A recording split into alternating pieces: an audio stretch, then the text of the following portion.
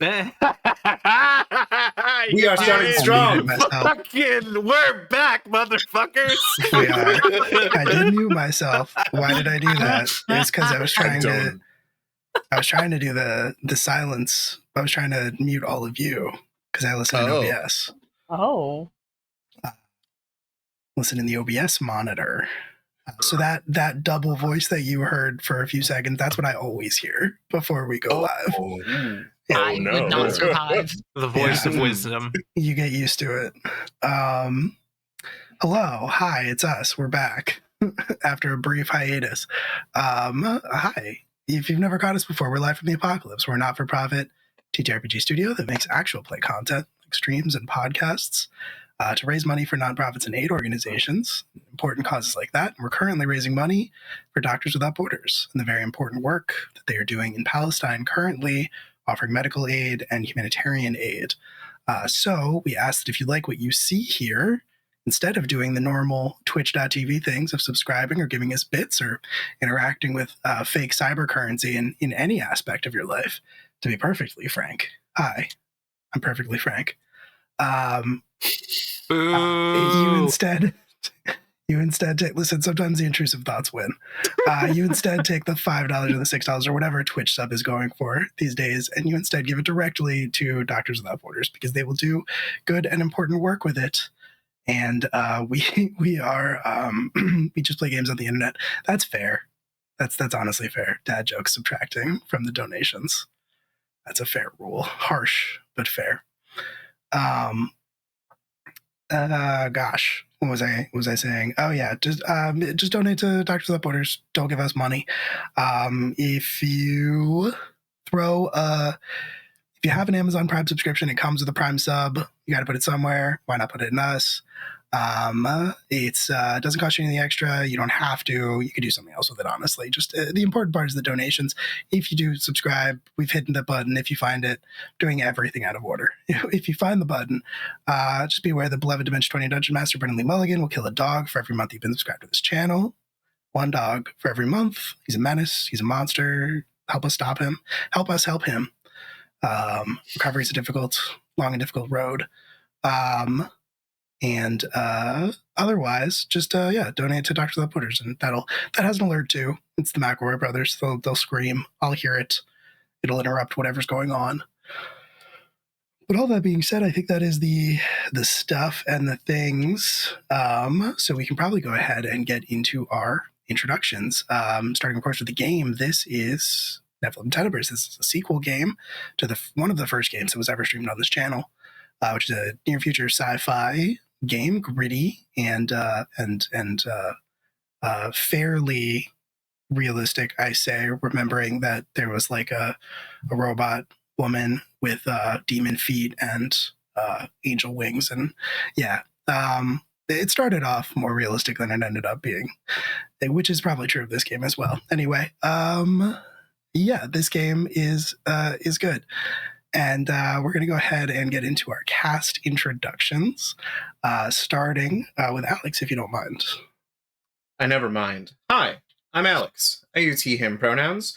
I'm going to be playing noted doctor Richard Courtney, also uses he, him pronouns, a character bold enough to ask, how could you put so many mommy issues into one tiny, tiny man?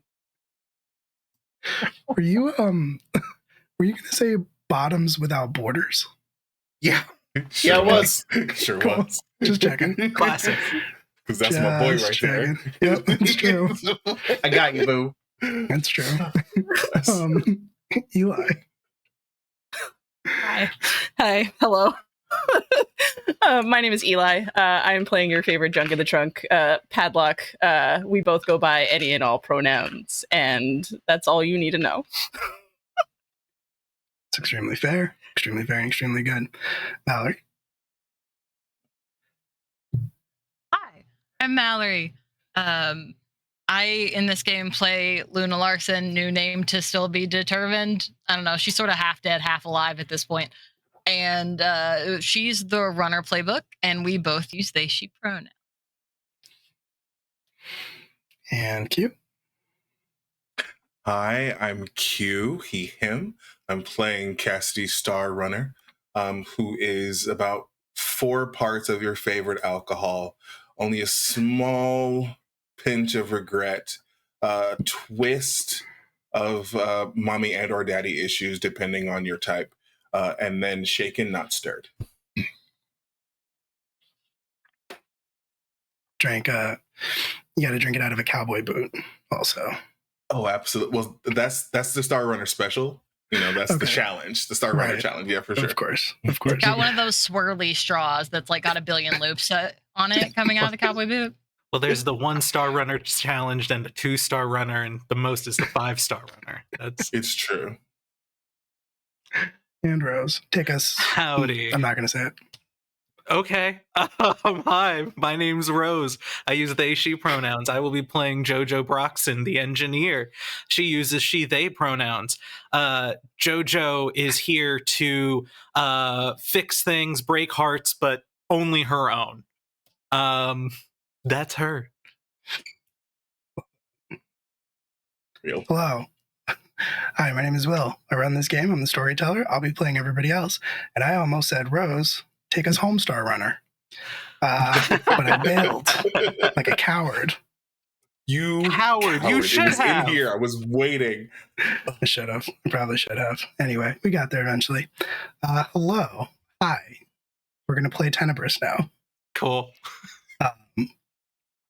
So, when we left off, it had you had just left behind a hulk, an abandoned spaceship that you'd sensed, you discovered, just basically floating out here in the empty, and you had taken it upon yourselves to see if you could get anything valuable from it, which, as it turns out, you were able to.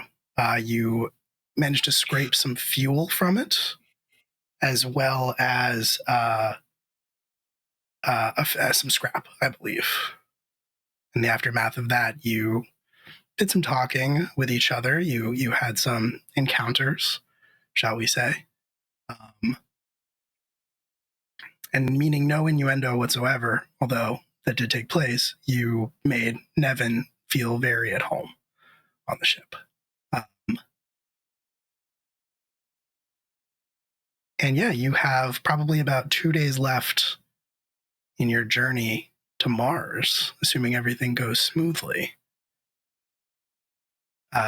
You fly the ship back into the trajectory of the rail network. You kind of have to slow burn your way to the next ring gate. But once you hit that, you're back in business. It launches you out like it's firing you out of a gun. On to the next one, and the one beyond that, and the one beyond that. You're able to cover these astronomical distances in a fraction of the time that it would take you traveling under the power of your own engines.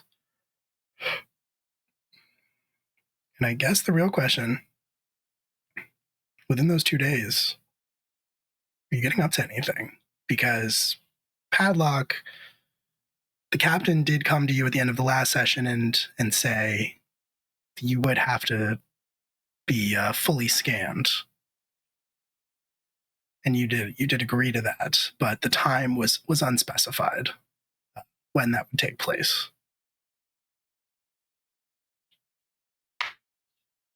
I mean, we can do it if that's if that's what Captain wants to take care of before we hit Mars. We totally can do that. I think being able to know what it is that's going on would be good before we touch down. Okay. And is your plan to just have Dickie do it? Yes, but I'm going to be there. Okay. All right. So then I think probably giving it a little bit of time to breathe before pressing the issue when you're about a day out from Mars. The 3 of you make your way to the infirmary. Cassidy, what are you telling Dickie? Because Dickie has scanned Padlock before. Dickie has looked into Padlock, medically speaking, to see if he could find anything strange or abnormal, and came up with nothing. Sure.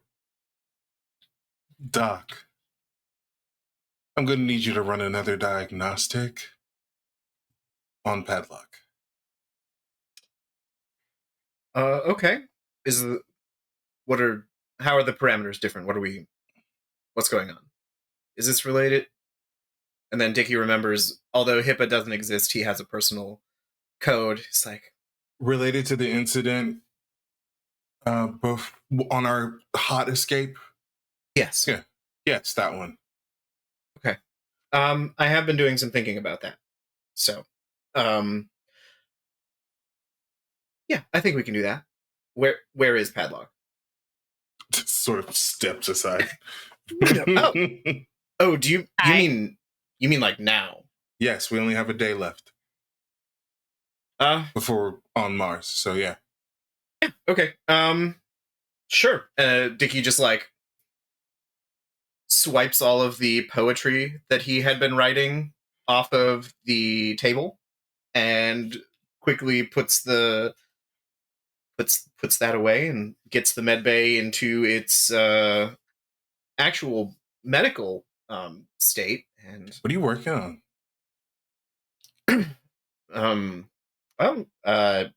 Nothing really. Dickie, Yeah. what are you working on? Bex wanted me to send her a poem, so I'm working on that. Oh, Hell yeah. Don't be ashamed of that. So I heard the off the cuff. Well, not off the cuff. Apparently, you were working on that for a while. Why didn't you tell me you had a thing for Bex? Could have set that up long ago. Because I wasn't sure I do. I'm still not sure I do. It's those new. poems. I think those poems say otherwise. yeah. Who writes poetry for like just random people? Dickie thinks to You're the fact that he has extremely written wrong. several poems about everyone on this ship, and is like, I guess you're right. That'd be crazy. We're here to scan Padlock, not me. Yeah, so just had fucking fun. grip it, No, grip it's true. it, baby. I am gonna psychoanalyze you just a Slop little that down, bit, though. dude. But yeah. Shit, yeah, Okay. dude. Crack one for the big boy. Thank you for the donation. Thank you.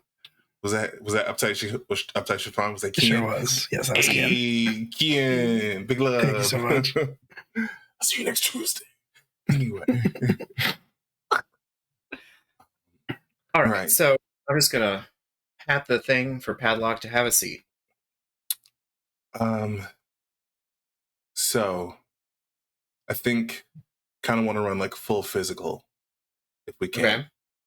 We got like a test treadmill in here. wanna No, run. but no, I have my exercise bar though, and he points to the like chin up bar that he never uses. Oh, is that new? No? I mean, it looks new. No, we bought that on what, station C4 like 2 years ago? Oh, that's the same bar? Yeah. Been working really hard at that. Yeah, it's shiny from my hands. That's not how that works. Anyway. All right. Padlock. Chin ups. Let's see. I know. And if you don't want to do chin ups, you can just do the hold. You know, you can just hang there for as long as you need to.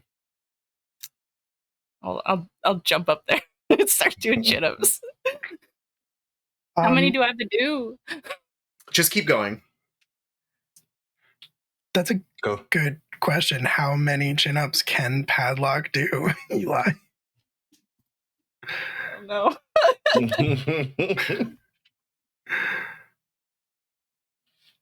I don't know which stat is.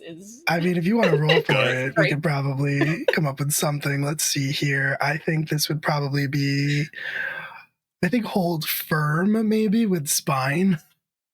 Well, I at least got 1 point in spine. Oh, that's a 10. Okay. All right. Then yeah, I mean, I think you can do a perfectly normal, respectable number of chin-ups. You know, it would be really funny if like Padlock is so fit, but just so profoundly lazy. like if they put forth just a little effort, they could Mhm. probably outpace Cassidy, but just like does not want to. Yeah. They're just perfect. So like this, you do that. It's just like let's go it. Yes. Yeah. Until, Just like that. yeah. Until you can't. Okay. I think with that and with the other tests that you're going to be performing on Padlock, the other diagnostics, I think that's going to be a roll with brain, Alex. Okay. All right. Let's To see what we analyze got. something. Yeah. Hmm.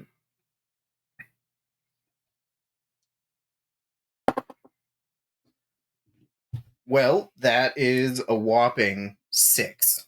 No. Okay. Cassidy, you're there. You could help. I would love to do that. Okay. Would So love to then do that. you only need to add 1 to get it to a mixed success. Mhm. Or if you And I want would to do need to add 4. 4. Yeah. Okay. And just keep in mind for each +1, you got to choose consequences. Okay, so hear me out because I was going to do this anyway. Mhm. Part of the test was just going to be during the testing, it's just going to be a quick on Patty's arm. Like a So I'm Cool. willing to take a harm Oh, just in babe. case. I don't know. Shit. We're testing Okay. we're testing it out. We're testing it So, out. if I could add, Don't do that. if I could Yeah. add, we know that, or JoJo has talked to Dickie about the circumstance of what happened. And so one of the things Dickie has been percolating on is like, is this a protective thing? So he might just like out of nowhere punch Cassidy. Just to I like see. it. I like This it. is just, we haven't done anything yet. We're not being invaded. No one's bothering us. And we are turning into a Three Stooges level. We have a lot of TPK. we have a lot of options on the table. Yeah. Good Are you doing- ideas. I guess the question is, are you trying to get it to a 7 or are you trying to get it to a 10? I'm honest. I want a full success on this. You want a full Same. success. Okay. Yeah. All right. So then the follow-up question is, what is the chain between the two of you? Is it slack or taut? Is currently Taut. taught. Taut. Okay. So then the helping crew member suffers the consequences. So that's going to be you, Cassidy. You're going to take the consequences. That's fine. You're going to add the lower of the 2 heats between the crew members to Okay. the role being helped. Okay, so that's 1. That's 1. Okay, cool. All right. So in that case, in that case, you actually only need to do 3, Sweet. but that's fine. So Okay. for each +1, this is all going to happen to you. The crew member, that would be you in this case, Cassidy, takes 1 harm. The room you're in takes 1 harm. Something important breaks and must be repaired. The crew member heats their chain with the other. Again, that's you, Cassidy. Or the Mhm. chain between the 2 crew members tightens. All right, so I'll up the heat because Okay. I was planning to do a thing, and Lil Dicky was like, "But what if I just Uh-huh. That sounds good. Yeah. I would take a harm for sure. Cool. and cool. that's Dickie punching you out of nowhere. Yeah. Okay. And then there was one more. Yeah. Please, So that could please be break my pull-up bar. It is very important. Sure. Yeah. Break the pull-up bar. okay. That works. Yep. So those three things are going to happen, which is so good. Between let's see, Cassidy, you don't have any choking chains, I do not. so we don't have to worry about Padlock's move. I think. Let me just double check. Yeah, choking chain. Cool. All right. So then in that case, you're gonna get a 10, Dickie, with all of the benefits therein, which means I think you get to ask you get 3 holds that you can spend on questions now or later. Cassidy, give yourself 1 harm as Dickie punches you. Maybe not well, but you're surprised, certainly. Excuse me. I have Spetsnaz training from That's Mother. fair. So That's I'm going fair. to leg That's fair. sweep him and clock him. Okay. He's been waiting for this. And I think it's fair to say, Padlock, at that moment, you are so surprised watching this that the bar in your hands kind of like you feel it shudder and then snaps. I snap it with my hands. Yeah. Yeah, all of those things happen. We can deal with the fallout from that. But Alex, do you want to ask some questions first? Yes, I would like to know what's something unusual or abnormal, what's a hidden feature, and where did it come from? Who made it originally? Okay. Although in this case, that person is Padlock, not a thing.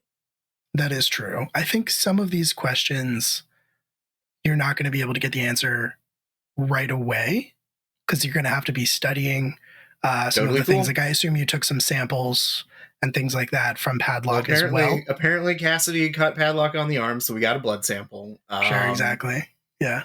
But I think it's fair to say what is something unusual or abnormal. Based on our banter throughout this exchange, I think you'd probably take note maybe for the first time, because it rarely comes up, the Padlock is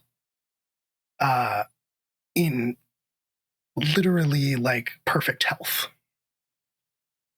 Like underneath the grime and the grease and everything, Padlock is just not superhuman or anything, but just healthy, just very healthy.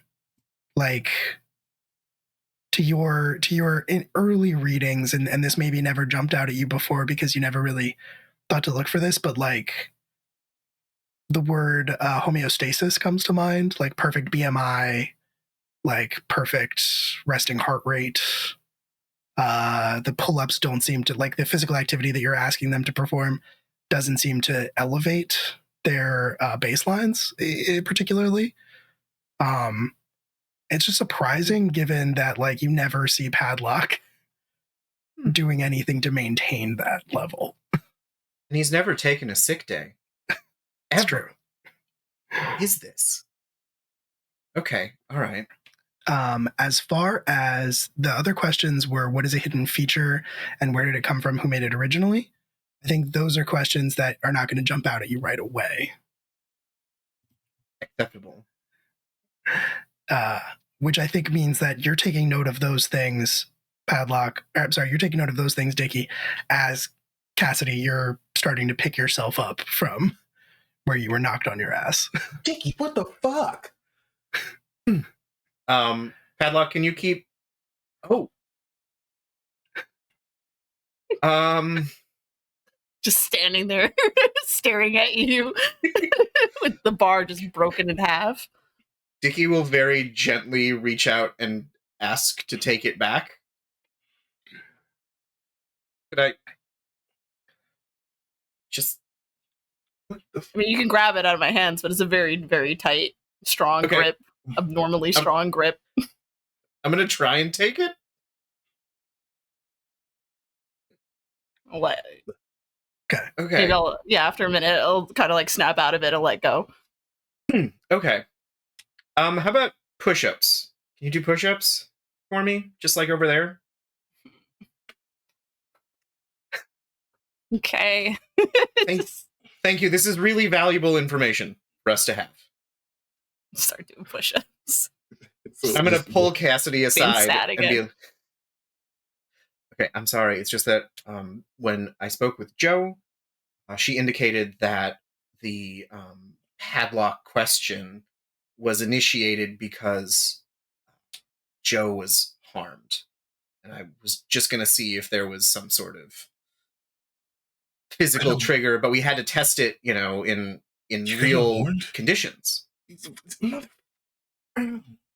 You want something for it? I was working on that. And he's going to hand you the scalpel he was like palming. You were going to stab me? I was going to slice you. Well, I was going to slice Patty, but I mean, now I kind of want you, maybe. So there's that. Okay, well, it didn't seem like anything got triggered when I punched you. They did break Maybe the bond. Padlock just likes me more? That's what it is. That's it. More likes you Gotta more be that. than likes you more than who? Than you. I'm Padlock's favorite. In this room. Sure. Let's go with that theory. Yeah.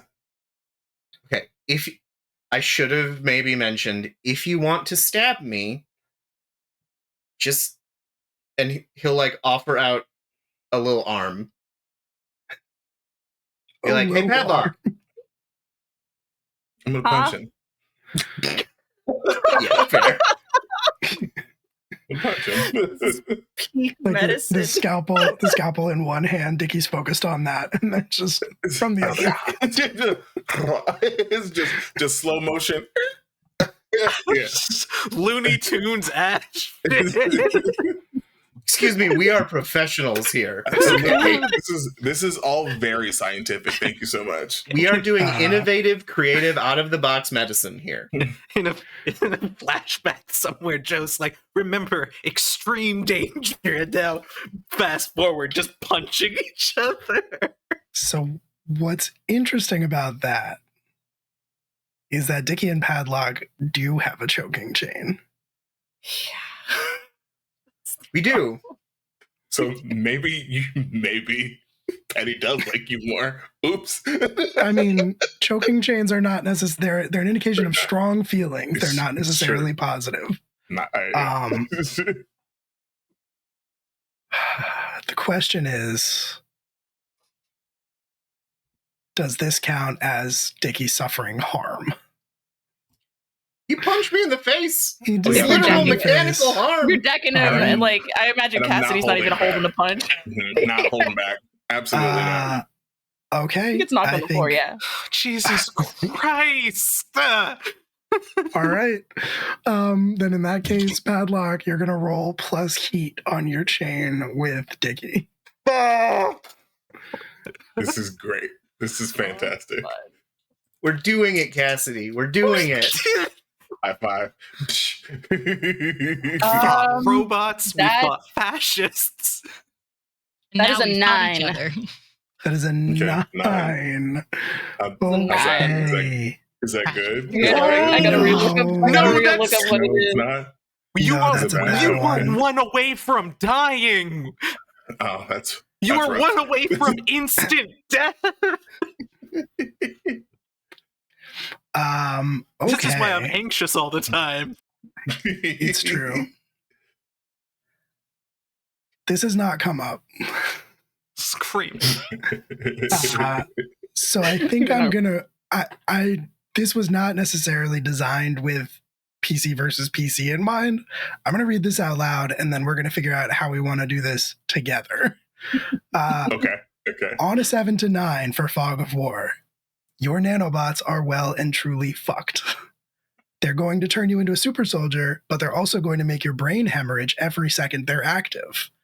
You're faster, stronger, feel no pain, but you're still you. Take 1 armor for the scene thanks to your incredible healing factor, and +1 ongoing to all rolls related to violence and combat. When the scene ends, immediately fill your harm track and consult the death move, which does not necessarily mean you die. There's a death move. Does not necessarily mean that you die, for the record. Okay. But things will happen. Oh no. So with that in mind, Padlock, from your perspective, I think what is happening is you are witnessing this. You are witnessing Dickie get punched in the face, take harm. That triggers the sort of malfunctioning triggers in your body, and you feel that same sort of fog of war covering you, except it's different from the last time. Last time you were sort of at like peak efficiency. This time you can feel like, I'm gonna say it's almost like nervous energy. It's almost like you can like feel yourself having a hard time holding still. At the same time, you get this splitting headache.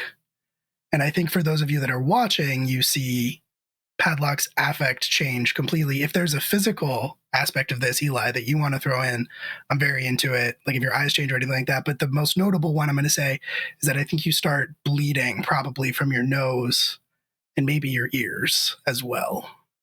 Yeah, I think I was like mid like going down on a push-up when I saw that. And then the next minute I just like managed to like push myself all the way up to being on like all fours or on, standing upright. And then that's when my nose just starts to bleed and my eyes start to dilate. And yeah, it's like a nervous like tick that's like kind of happening.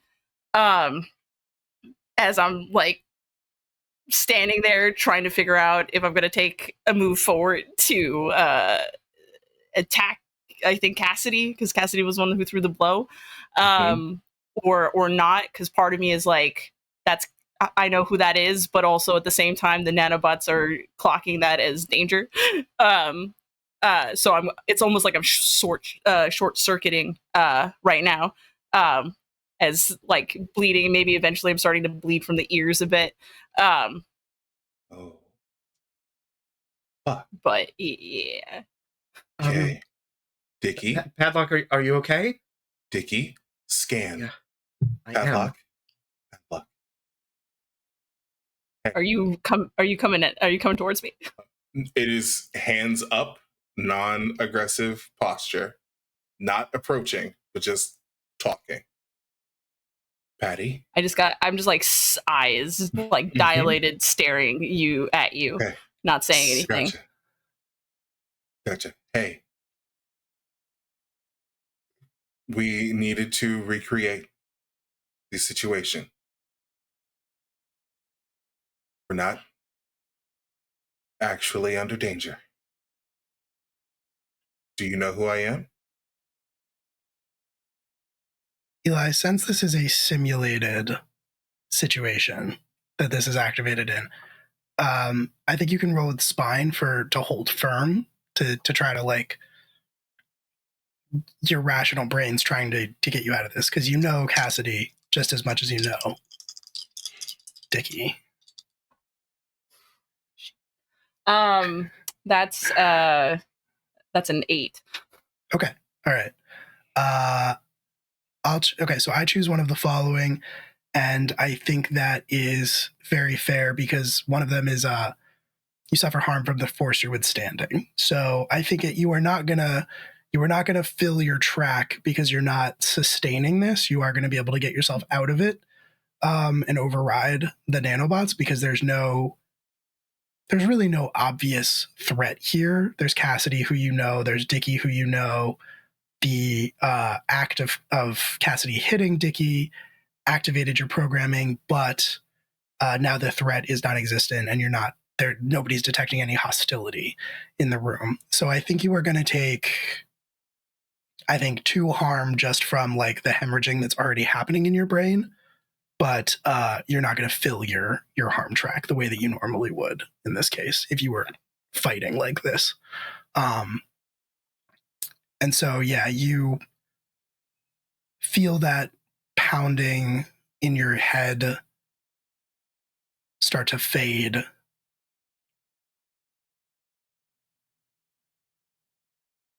It's not like the last time this happened. Not that you remember that, but Yeah, Justin, had fucking fun. grip it, baby. Slop that down, dude. Shit, yeah, dude. Crack one for the big boy. I think Padlock will eventually like shake their head or like and hold it a little bit. But then like kind of like look back and go, how many more push-ups I gotta do? also thanks my mom for the donation. Oh, thanks, Will's Aw, mom. Thank you, Will's Mom. mom. Thank you, Thanks, Will's Will's mom. mom. You're good. You're good. Have a seat. Thank you. Why can I taste color? I'm sit down. I think as soon as had changed, Dickie was like scrambling over to his scanners to like start collating information, seeing if there's anything different that changed in that moment. I think the second you start your scan, Dickie, and I think in this case, we're going to answer what is a hidden feature, the question that you asked earlier. Something flashes across your data pad. It says, warning, nanotech detected.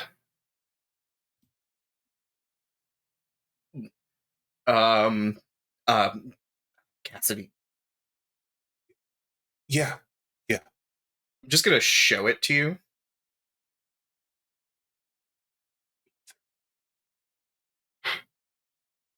Okay. Dickie's got a flop sweat going on. Mm-hmm. Okay. What should I get them? Water, orange juice, cookies, All shot of the tequila. above Probably not a shot of tequila. Probably I don't not that. might help. You guys smell Shall I- burnt toast? Mm, I'm Okay. gonna kill you all. You deal with that. You yeah, handle that. I got it. I'm gonna go get water and some snacks.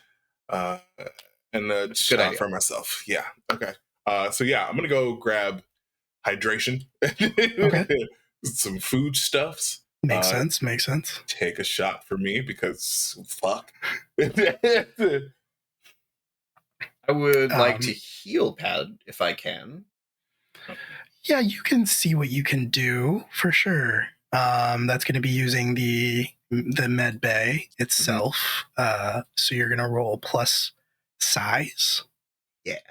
If I'm not Just- mistaken. 2? Yes. Okay. I got a 9. All right. You heal 1 harm, Padlock. How are you feeling? Is the synesthesia still there?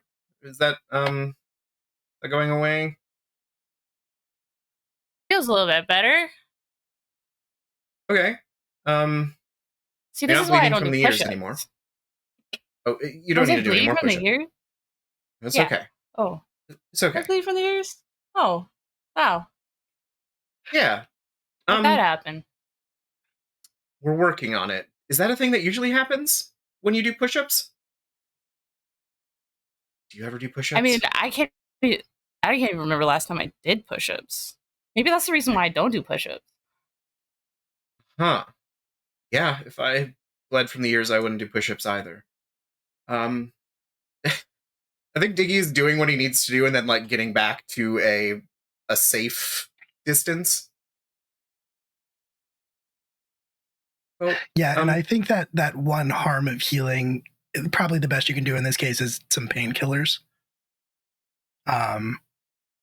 As far as the brain, whatever's happening with Padlock's brain that is making them bleed out of orifices, you're not sure, and you don't know how you could even begin to fix it. no, and I don't have equipment to. Like, we can't brain scan here. I mean, you can definitely like do a CAT scan. I think you've done them before. The problem is that nothing remarkable has ever come up about Padlock before. Right. Like the scans that you just did are the same scans you've done in the past, Uh-huh. but this time they detected nanotech. All right. Cassidy, is this going to be a team meeting situation?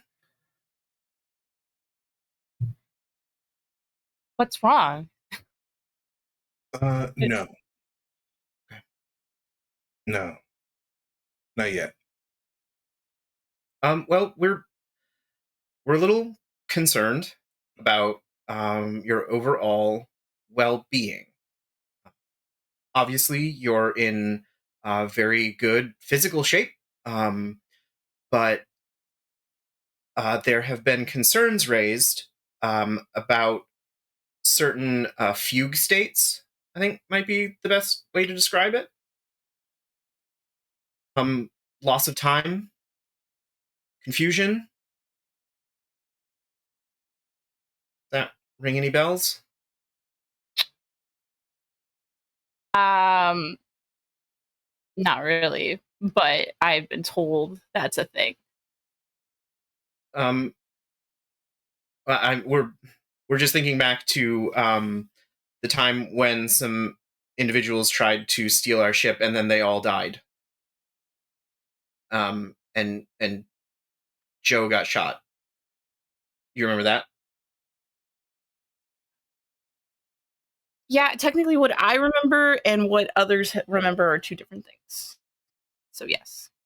Right. So we want to make sure that everybody remembers the same thing, or that we can explain the difference between the memories. Okay. Okay. Okay, Cassidy, So- are you back with the snacks? Mm-hmm.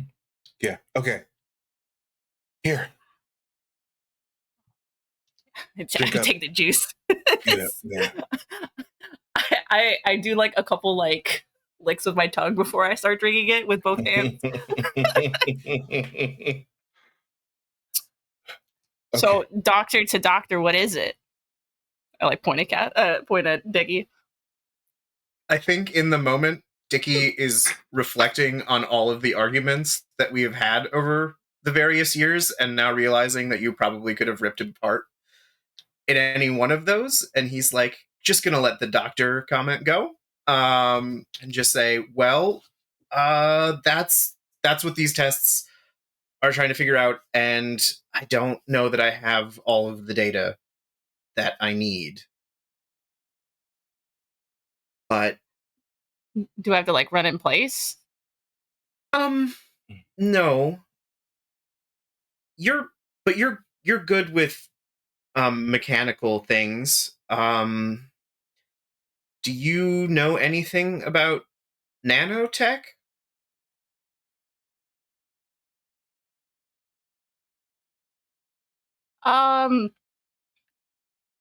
I mean, we studied a little bit about it back back at school.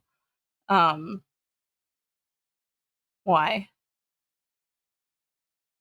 I'm gonna look at Cassidy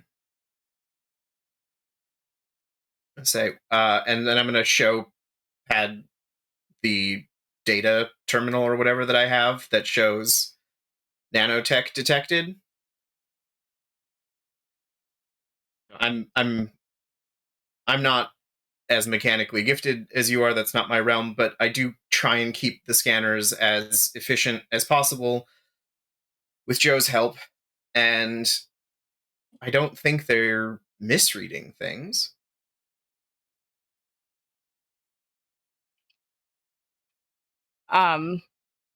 I think Pad starts to kind of read through all the data that was presented from the scans.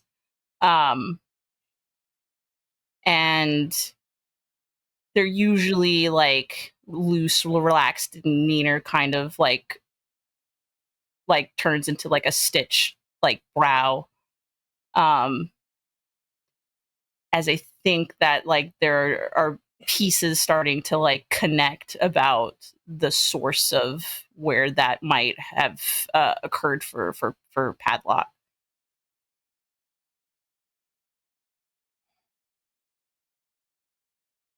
Does this say how long I've been I don't think there's a way of telling that.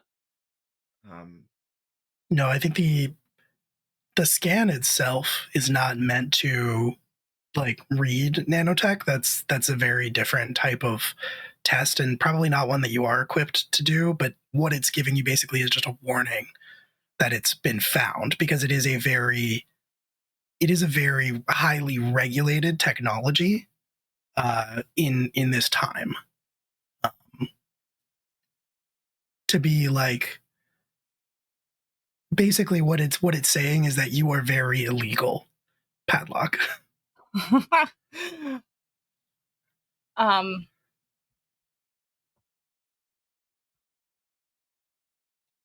Okay.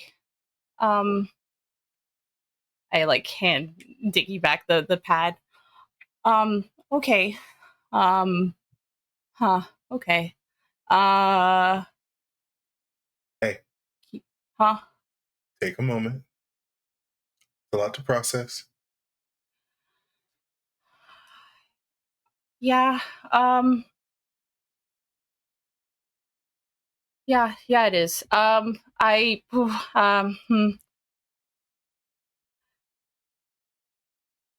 I think I've had this for a while now. Thinking about it. Um. Like before you came to the Institute? Yeah. Yeah. Yeah. Foundation. I think that's kind of in part of why I was at the foundation. I don't know exactly. It I spent a lot of time moving around before that. Do you remember anything about your time before? Uh, in bits, in bits. Okay.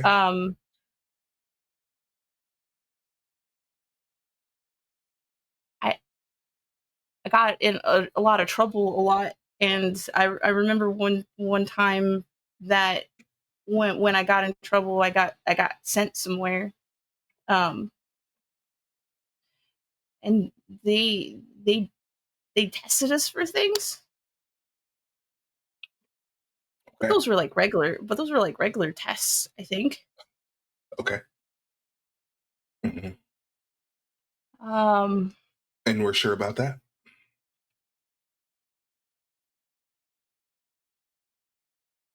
I like look at Cassidy with like an uncertainty. Mm-hmm. I don't know. I know I got hurt at one point, and I like point to the scar on my face. Um, and then and that after that I don't remember. So, seems like that's a place to look into. Not right now, obviously. We've got other stuff to do. But something to sort of research in the future. So,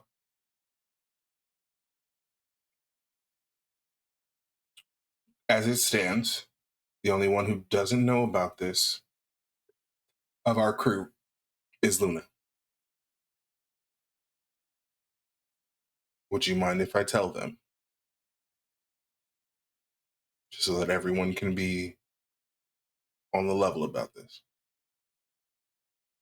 Yeah, I think that's only fair. I, you know, if what you guys have been telling me is that I'm just out here like hurting people, I don't want that, and I don't want Luna to get caught off guard if that ever happens again.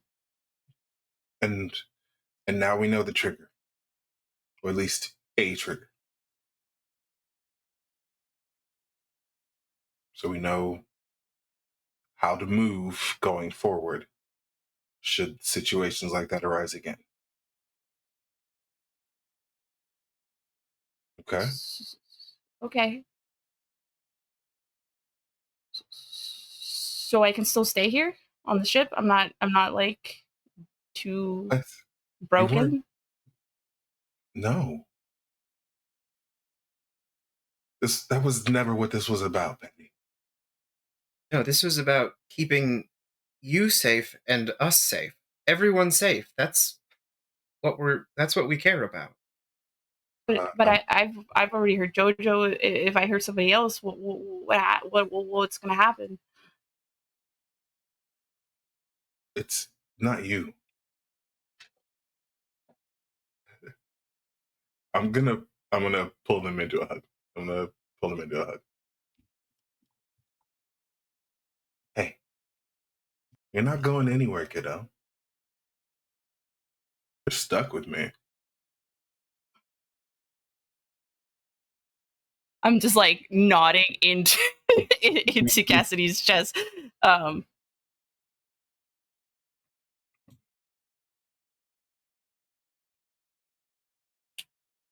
Okay.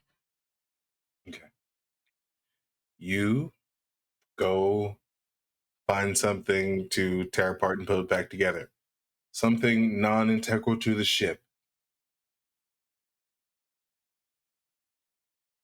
I think Okay, at I that, think I have Dickie is something. going to reach into a desk and pull out a very complicated medical scanner and be like, "Doctor, to doctor, we're going to figure this out." I'll like grab it and start like fiddling with it. Okay, well, we're gonna figure it out. Yeah. Um, Okay. yeah, and then Pat's gonna scuffle off somewhere, probably back to their like gunner chair, so they can fiddle and maybe take apart this scanner. This is cool. Cool. Paging the artist formerly known as Luna Larson. Hey, Cass, what's up? Medvay, if you would. Uh, sure. Give me just a second, and you hear something crash, and then you hear their door slam as their comm shuts off, so they're on their way. Captain, is it okay if I go talk to Joe? Yeah. Yeah, that's fine. Okay. There's tea in that cabinet, and I do have a little bit of mom's vodka still, if you want it. And then Dickie is going to leave the med bay, Yeah. head to engineering. I refilled that bottle like 4 times. It's fine.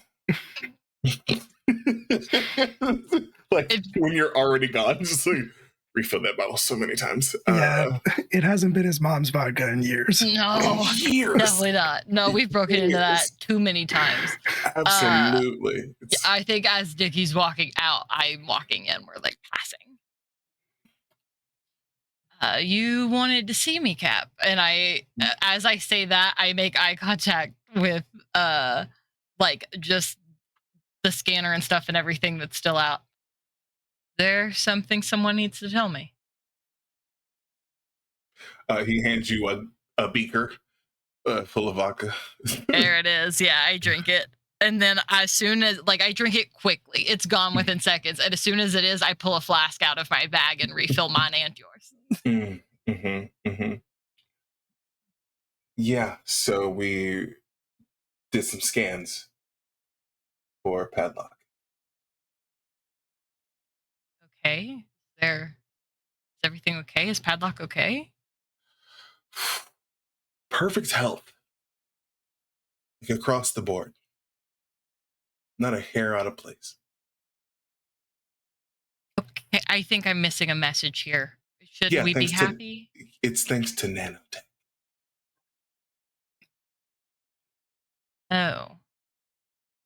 Oh. Wait, but how long? Before they came to the Foundation is the guess. Probably the reason why they were there. Okay. Yeah. I guess it tracks. Mm-hmm. Can't believe Seems we didn't see it like clearly. I guess there wasn't a lot of it around when mom and dad was working on things, but like their teams had nanotech in the building, but it never it registered that seems Padlock had it seems like a very specific trigger. it. Which do we know what that is though, so we can avoid it? It is defending those that he cares about. But like even that, it seems particular. I just don't know what the particularity is. The day the ship was almost stolen when we brought Nevin back. Yep, Jojo got hurt. And all those people died because Padlock was triggered. Yeah. And then Dickie punched me, and then I punched Dickie. Okay. First She of might all, like him more than me, which is weird. no, Never happened before. that is really weird. I can't It's picture weird. He's like my little brother. That's liking weird. Dickie that much. It's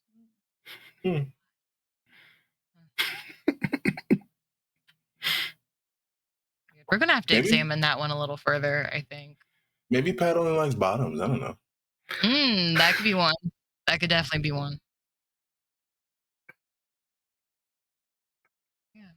In any case, they didn't go full turbo murder, but like there was a definite shift. They started bleeding from the nose and ears, which is That's an interesting. Yeah, it was not. Where great. are they now? And how long ago did this happen? And are they okay? Do they need something? Anything? Happened about 15 minutes ago. I made sure that they were hydrated. Dickie took care of the worst of it. They are somewhere taking apart one of Dickie's scanners, doctor to doctor, sort of gift exchange thing. Okay. Don't They'll ask. be busy for a while at least. I doubt they'll look up until it's done. Yeah. And so if we need to figure something out, I would take the time to do it right now. We know now. We know what to look out for. And it wasn't like it was defensive, right? Yeah. So whatever programming is in there, one, it's not them, and two, I don't think it's supposed to be aimed at us. Yeah. So it's just so weird. I've been the one to protect Patty for years. That was the gig. That was the promise from the foundation that I was Patty's guard dog. It was. Yeah. We both looked after him. Yeah. So why now though? Like all of those times at the foundation when people would be assholes, not to us, obviously, people were scared of us, but to them, do they not have a protocol to protect themselves? Doesn't seem like it. All of these instances were, except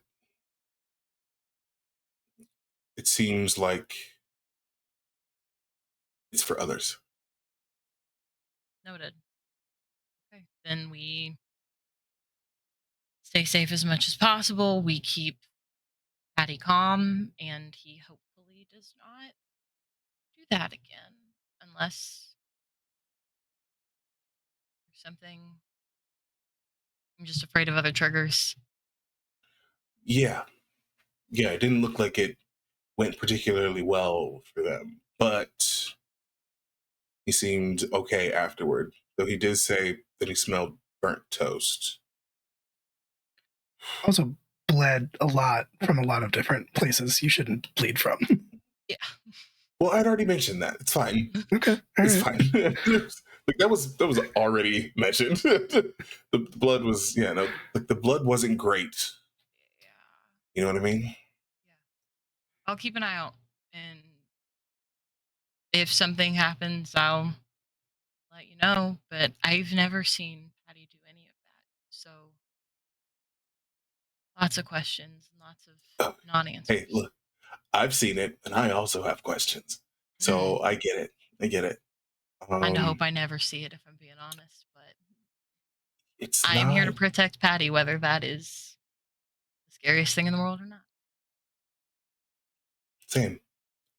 So, that was all. I didn't feel like leaving the room with that information. So, Got it. yeah, now we will move forward. Yes. I'm gonna go. Moving forward. Does everybody know? Is there anybody that I'm not supposed to say something in front of? Don't say something to Nevin. Cool. I mean, I figured if anybody was going to tell your boy toy anything, it'd probably be you. I mean, yeah, maybe. I don't know if he knows about. I mean, no, maybe. Maybe he knows about nanotech. Yeah, I'll see about drawing it out of him later. Was not my skill set in school.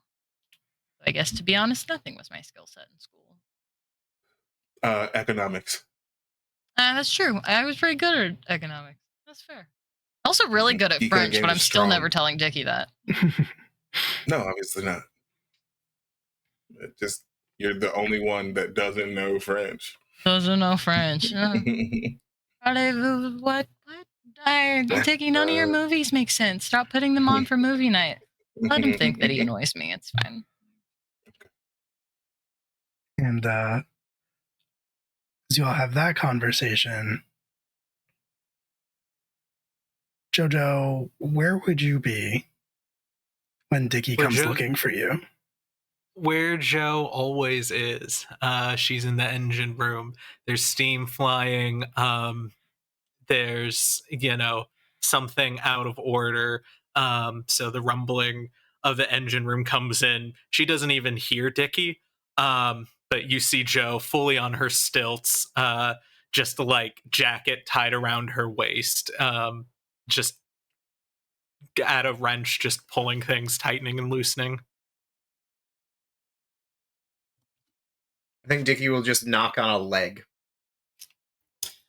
Hey, and finishes tightening, and then cranks the stilts down to where she is at her normal height, and then cranks into her chair. What's up? Is everything all right? It's not checkup time. Yeah. And Dickie will reach into his pocket and pull out the cigarettes that he keeps only for Joe at this point. Oh, so it's bad news.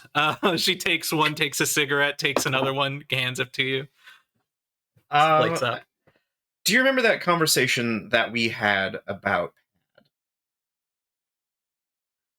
Yeah, I told you to be careful. Told you he can be dangerous. You go and do something stupid? Oh, I wouldn't. No.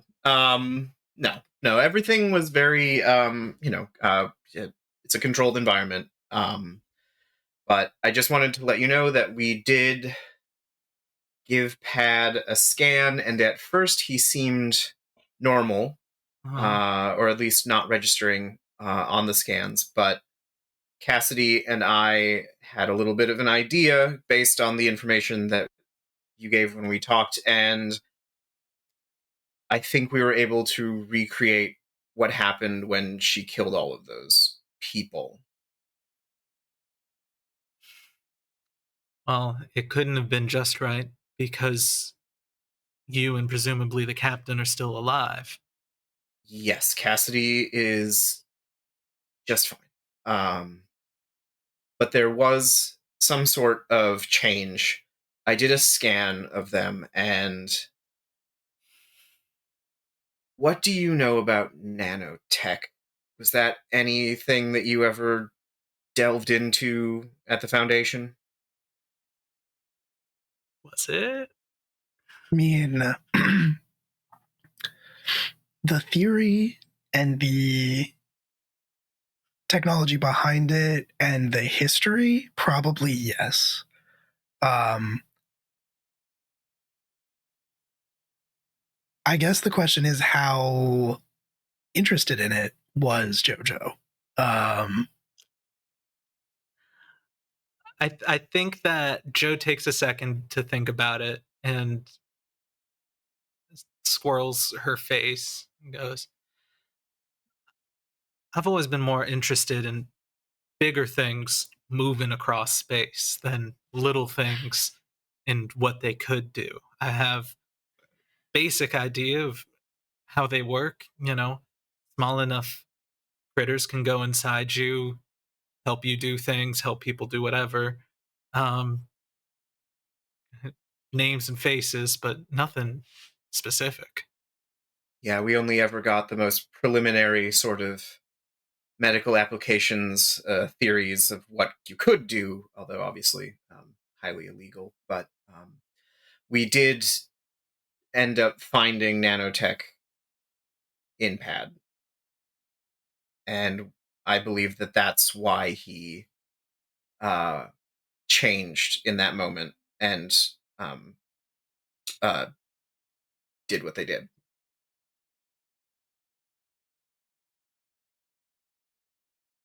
JoJo, Yes. when you were learning about nanotech at the Foundation, there were a few things, and I think it kind of comes back to you now. You didn't maybe pay that much attention because everything was very much made clear to you as being in the context of like this technology is extremely illegal and highly regulated, and like you're probably never going to do anything with this. Yeah.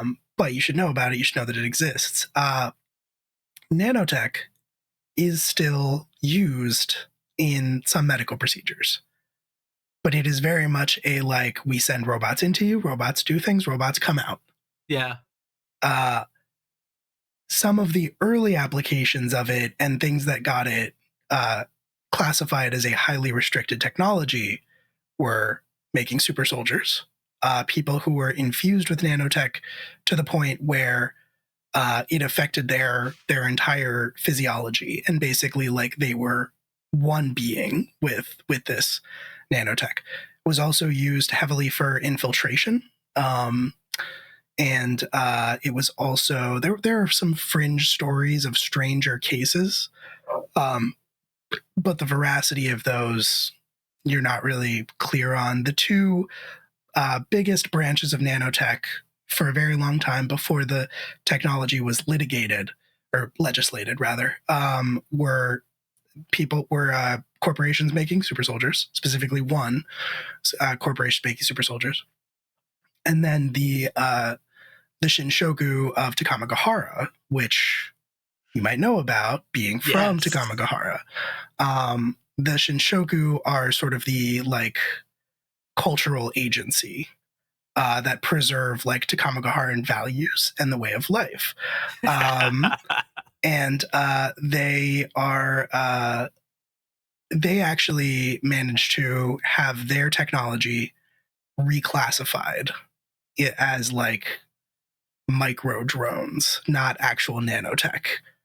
But theirs traditionally resembled insects like cicadas or fireflies or things like that. And they were mostly used to like spy on people and things like that. That adds credence to Joe just calling them critters. Yeah. All of that is down like when we're talking about how that is, she'd relay that information and just especially scoff at the cultural thing and is like, they care so much about their cultures, but they don't give. You'd be surprised what you can get away with in events. And there's a wry smile as Dickie as she talks about the super soldiers and like sleeper agents and stuff, and she's just like looks almost relieved. Well, that explains a lot, actually. Oh, Maybe they don't hate me. That's I don't think there's a concern about that. Maybe there shouldn't be. I'm sorry. I'm not telling you how to feel. If it makes you feel any better, Pad did seem to go over a change once Cassidy punched me in the face, because I'm clearly the favorite in the room. Well, what, you threw the punch first? And yes. nothing happened? Yes. Either that or they didn't perceive a danger. When's the last time you used that pull-up bar you've been dusting on? I think it was like the last time I talked to Bex. Oh, buddy. Yeah. Anyway. Look, I'm not one to talk about physical health. And she, like, grabs another cigarette and starts sparking up. Lights it on the engine. Truly, like, that sort of shit. I knew that it was a concern, and I wanted to make sure that you had all of the information that I've been able to acquire. Obviously, I don't think this changes anything. It's a new part of Pad.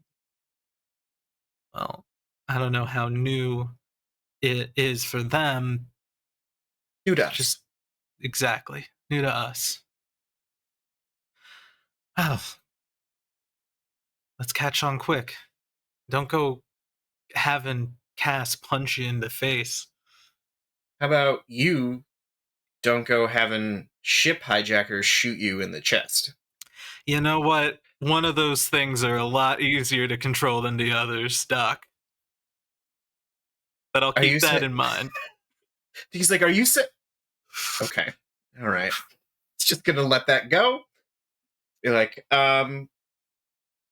we still have therapy later at some point, whenever you want. You say so. I do. As your medical health professional. And then I'll get to it tomorrow. We won't have a busy day tomorrow. No, we're just going to be on Mars tomorrow. Yeah, exactly. Definitely not.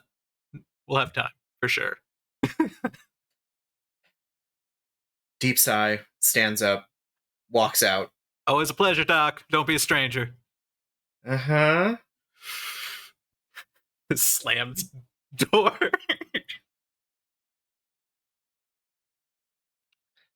I think I would like to jump to the front of the ship, to the gunner's chair, where Padlock was heading, the medical scanner, and just check in on our friend Padlock and see how they're doing, what they're doing. I think for a way to for Pad to comfort themselves, they've taken up themselves underneath the chair or the desk that makes up the gunner's area. And they're just like as far as they can cram themselves in there, like all the way to like knees to chest kind of situation. And they like have their arms kind of wrapped around their knees while they're just kind of fiddling with this scanner, and they don't even know what the scanner's supposed to do. And maybe like even for like a second they try to like scan themselves with this scanner to see if anything will like pop up on it. But like, yeah, a lot of it is just like Pad trying to like self-soothe, and then eventually they start to like get to the point where they want to like tinker because they're getting fidgety, and they start to break this scanner apart piece by piece and like lay it out and organize it out in front of them.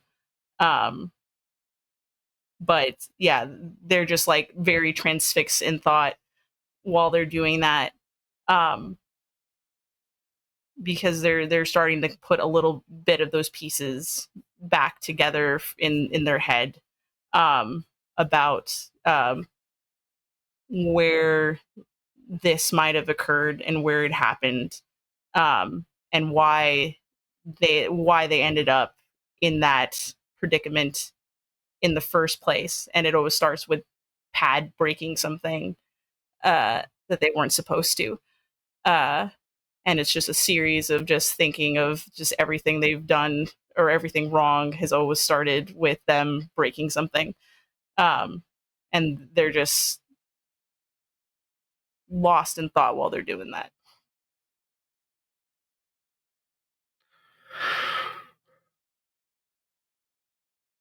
And I think as you take the scanner apart, put it back together again, kind of take it apart, put it back together again in different ways and different combinations, every time you reassemble it, you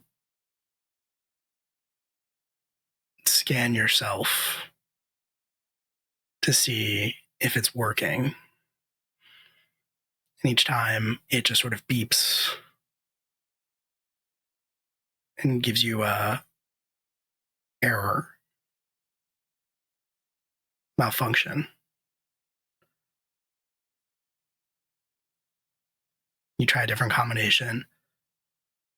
It says the same thing. Error, malfunction. Error, malfunction.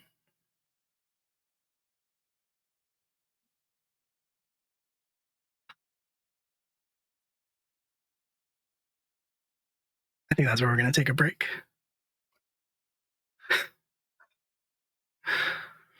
We'll be back in about 10 minutes. Don't go away. How rude. So mean. How Be very back. The drama. It's for the They just want drama. Padlock to have everything they want in this world. Is that so much to ask? Literally not. It's really Yeah. not. Baseline. It's baseline. What we I deserve. also want that. See you soon. Oh yeah, listen. Every now and then, it's just good to go out into the woods and hit your friends with foam swords. And That's I'm really my always only goal. saying that. That's all I want to do is go out and hit my friends with true. foam swords, or like Yeah. throw one Then- of those spell bags at them and just hit them in the face and be like, love a "Oops, good- sorry." We Yeah. love a good packet, just not Yeah. when they're full of bird seed and No. the bindings on it are not secure. Yeah. So a lot of packets, they're just bird seed tied in a little fabric, and you just go whoop. I've Oh. seen some crazy motherfuckers with like accuracy on those bad boys. We were in like a tavern, and one of the guys had a packet and hit somebody from across the room square in the back. It was beautiful to see and also terrifying because we were being attacked. that was Whoever not a I- good That's guy rough, doing buddy. that. Yeah. Whoever I may get to go LARP with in the future, my accuracy is not that good. I'm so sorry if I hit you on accident. It won't be I've on never This is purpose. why. Go ahead. Will. Alex. Well, I was just gonna say this is why I want to do a World of Darkness one where I'm a vampire, because I don't want combat. I just want to drink blood and flirt with my friends. That's what I in was gonna fancy say. Is costumes. I've never even done foam sword LARP. I've like in college we only did like vampire ass LARPs where you just dress up like a goth. and Party flirt with life, people. yes. I love I that. also do. Yeah. I'm also doing that. Yeah. Which is also a great time. But yeah, no, the added dimension of like, hey, you're your character all weekend is a time. I'm still sort of like shook up from a thing that happened 2 weeks ago because I shit like back-to-back deaths of characters that I was close to. Yeah. Heartbreaking. Like, I was weeping. Oh no. It was a rough time, bud. Yep. And then you pour one out, Mhm. which you can do because you're in person. It's nice. It's true. It's true.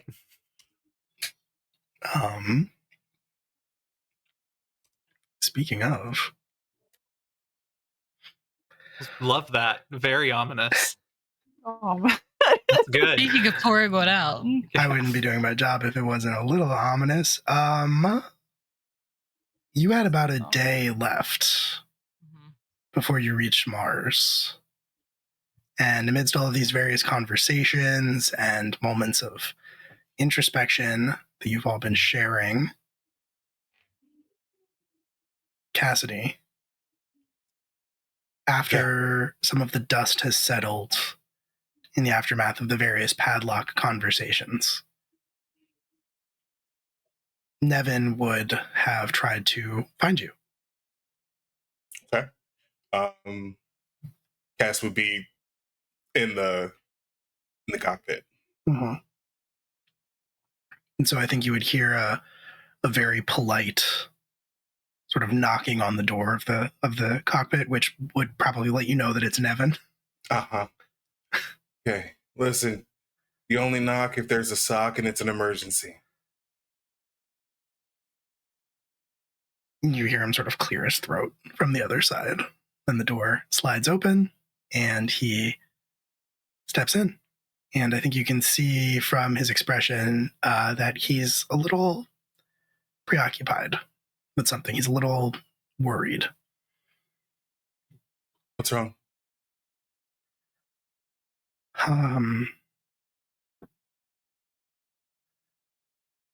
Nothing. Probably. It's probably nothing.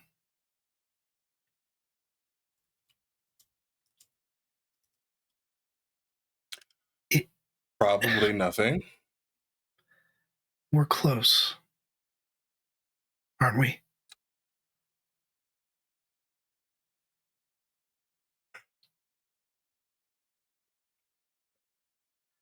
Elaborate. Close in what way? Less than a day away? Mars. Yeah. Yes. What did you think I meant? I don't know. We got pretty close.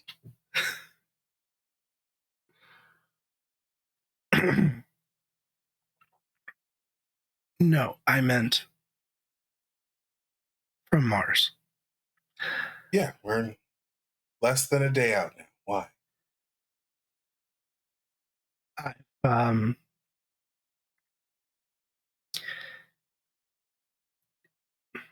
It's just that I've sent some messages to Maeve. And I haven't heard anything back.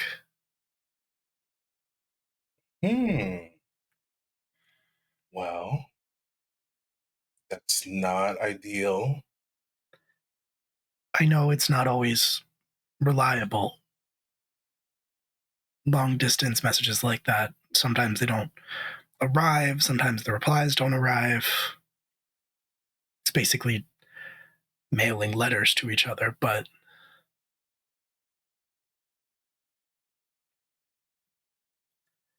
I just thought you should know.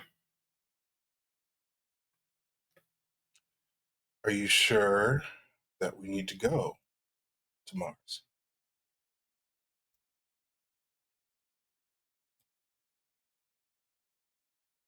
I think so. Okay. If everything that I'm trying to do hinges on her and her people, and if they're... He shakes his head like he doesn't even want to say it. Then all of this is for nothing.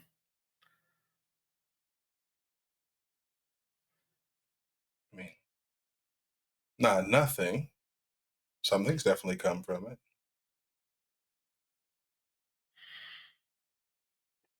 I think that gets kind of an unexpected, like a surprise chuckle from him. And he... Do you ever think about anything else? What do you mean? I was thinking that we have made a fantastically fascinating partnership here. A new friendship.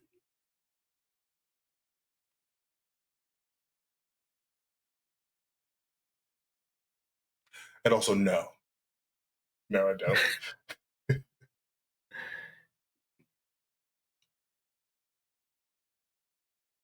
So you do this with all your friends?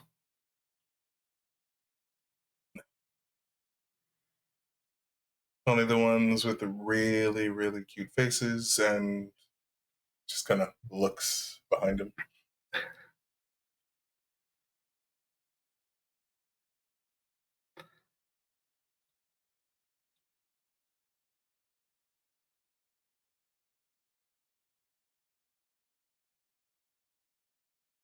You don't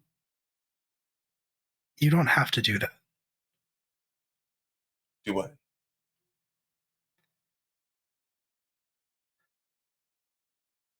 I know that compared to you and the rest of the crew, I probably seem naive. And I'm sure that I am in some ways. But I'm under no illusions about what this is.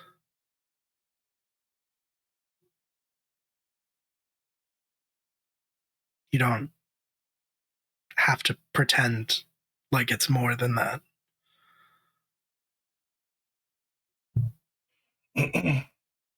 If it was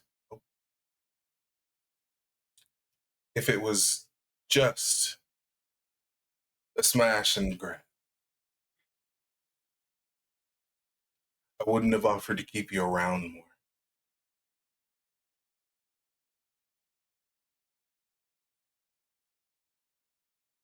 Now, I'm not saying, we tie the knot or, start choosing his and his, embroidered koozies. I don't know. What do married people get? I try not to think about it. But this is more than just a hookup. How much more? I don't fucking know. I'm awful at this. But you're not just another number.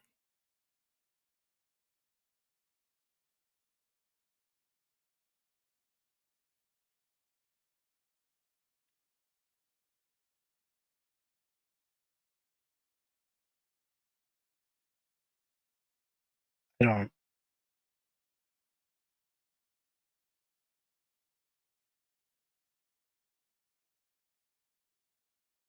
I've never done that before. Been more than just a number. Oh?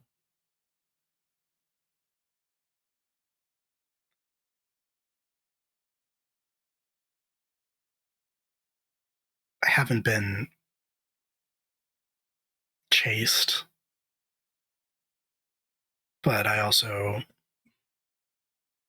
Yeah. there wasn't time at the foundation. There wasn't.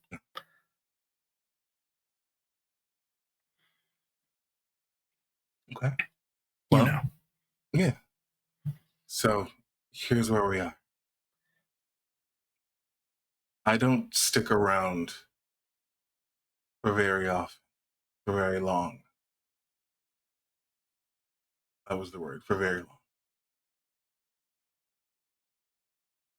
So I can't say that I'm the best one to fall in with for anything more than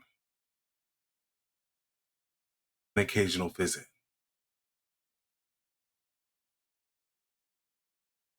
But if you'd like the company when I am in town, I'd happily come darken your doorstep. A smile.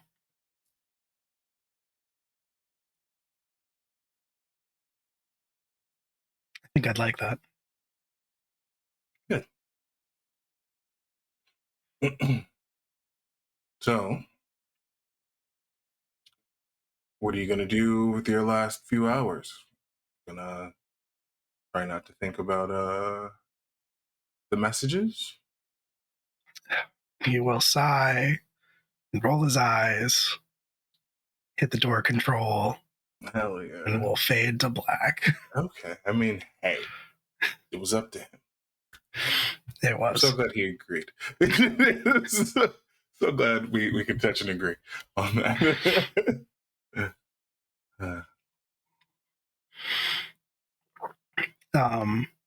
Anybody else trying to do anything with the last couple of hours before you reach Mars? Anybody have I'd like anything to on there? check in with Padlock, if that's okay. It's fine with me.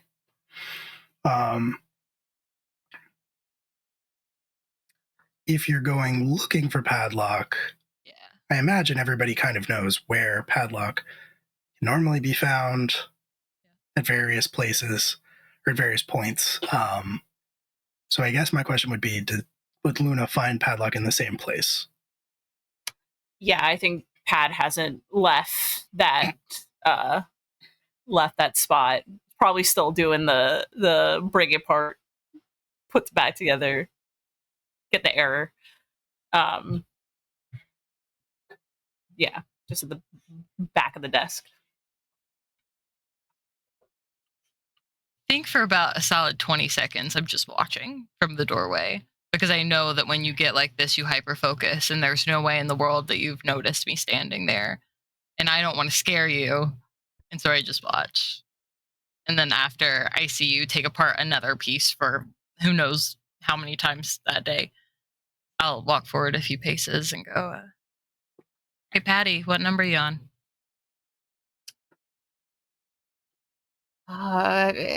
58. Is 58 enough times to feel okay? Or no?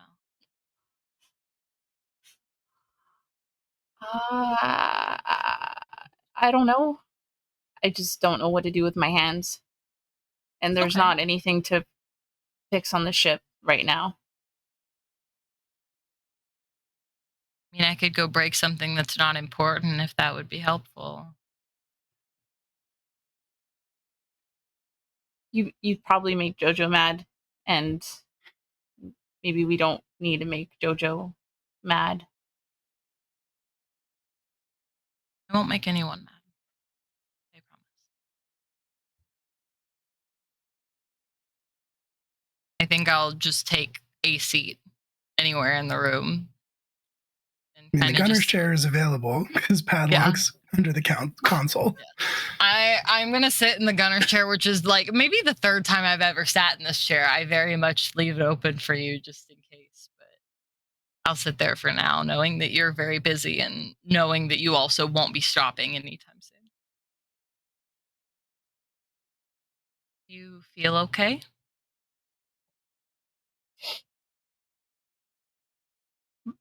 My head hurts. I have a weird taste in my mouth.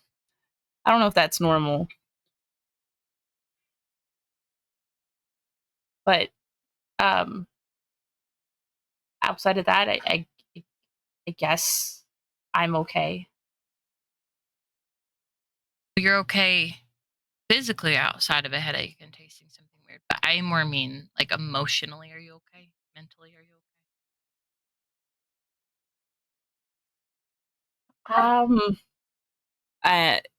Pat just starts getting like more nervous and starts tinkering like faster than they were.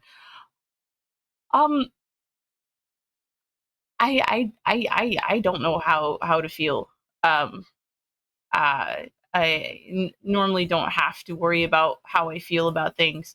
And uh, asking uh, asking how I feel, I can't seem to find the words. Um, maybe it's just I'm just a little worried about all of this stuff. I don't know if Cassidy's told you, um, but yeah, I'm just worried. I think I get out of the chair and like Pad's on the ground under the console, right? Yeah. I sit on the ground with you, like get down to the floor. And I sit by the console, so you don't have to make eye contact with me if you do not want to, but it is an option, sort of from where I'm sitting. Yeah. Cass told me. I can understand that it would be really scary and like you wouldn't really know what to do. It's hard when you've grown accustomed to your life being a certain way and then all of it being gone all of a sudden, or all of it like changing and you not really knowing, or for things to feel unstable. But I wanted you to know that I'm here and I always will be. You were the first person to ever be nice to me at the foundation, even when you realized that I wasn't smart like everyone else. Oh, And I mean, I don't want you've you to always been feel smart. alone. Smart's not like you all, you know? Well, that's relative. I mean, people are smart in their own ways, and then and you, I mean, you were at the academy, so you had said something that was of value, I guess, to the academy. But you're one of the craftiest persons I know. You're the only one who can get yourself out of something outside of Cassidy. That's something. Thanks. I wasn't at the foundation for like smart people reasons. I was at the foundation for people running reasons, but I do still really appreciate it. And Oh, I only brought it up because I want you to know that even though it may feel like you're different than everybody else right now, like I felt really different when I got there and you were still really nice to me and made me feel like I wasn't super alone. I want to make sure that I'm doing the same and making sure that you don't feel super alone, even though you feel different now than you did, a few hours ago. That's all. I'm just worried that I'm gonna hurt somebody again, and like I hurt JoJo. It was an accident. But still, I mean, accidents are can be just as bad. I mean, and like JoJo hasn't even like said anything, and they've known this whole time, and I don't know like if they hate me or not. JoJo does not hate you that much, I can promise. JoJo does not hate you. No, JoJo does not hate you. She's just probably processing stuff or something. I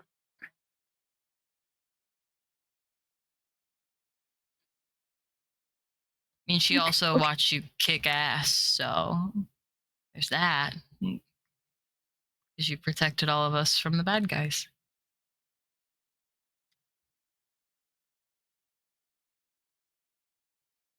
You didn't do anything wrong, Pad. Okay? And JoJo knows it was an accident. Everybody knows it was an accident. We're your family. We've got you. Yeah? Yeah. Of course, you've always looked after me. Like every time somebody was being mean to me, so I don't have a particular reason to distrust that now. I always will, okay? Any asshole, anytime, any galaxy, they all answer to me if they try to hurt you.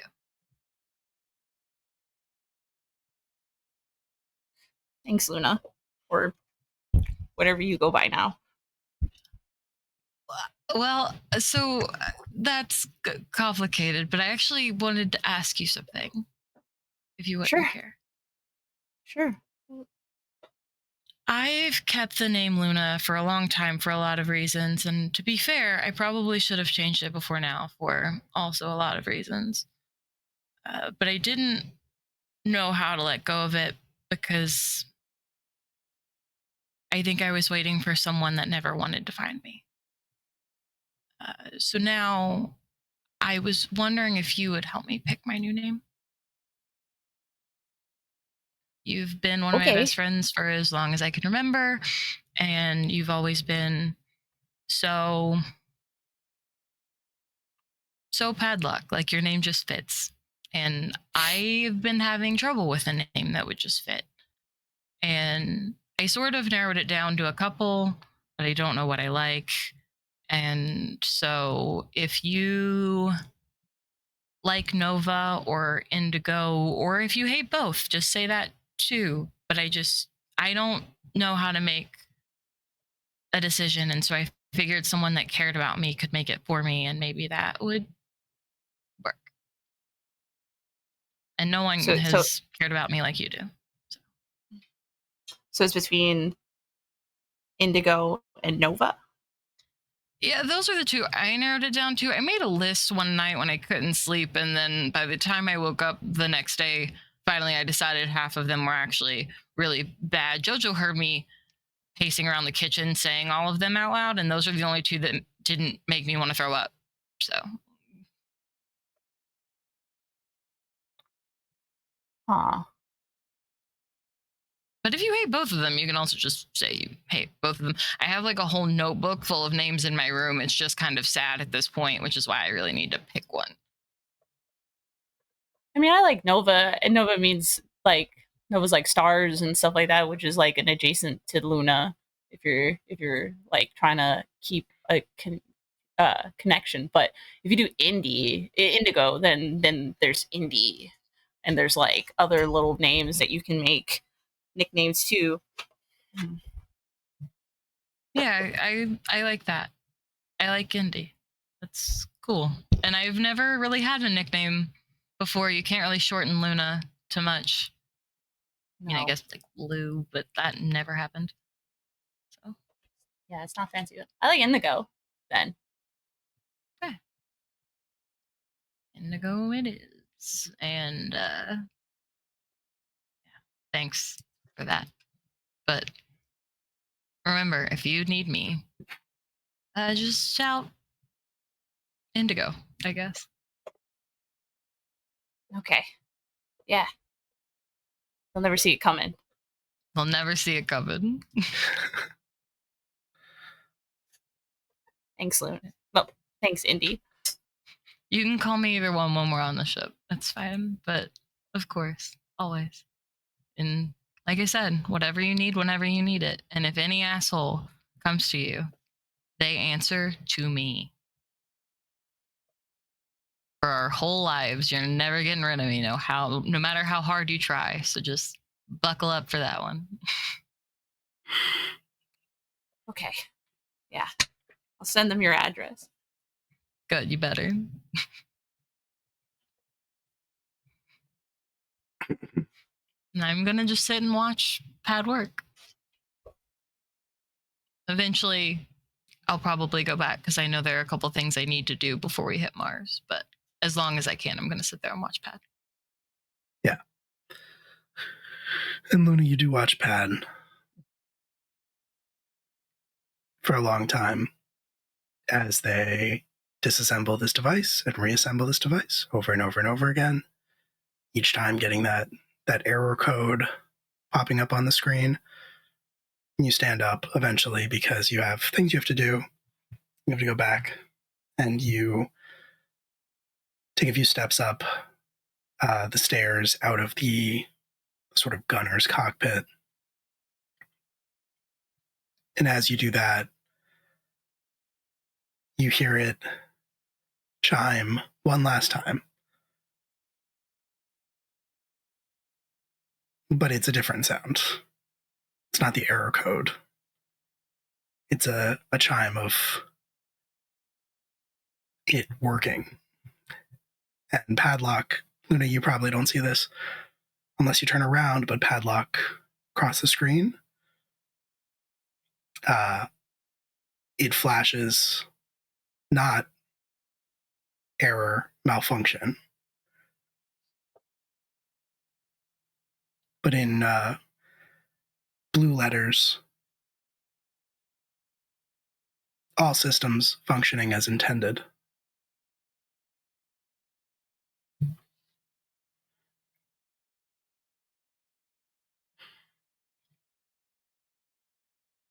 I think that's the thing that finally gets Pad to stop. And I think they'll take a few more moments before they crawl out from under the desk. And start making, I think, their way to engineering. Okay.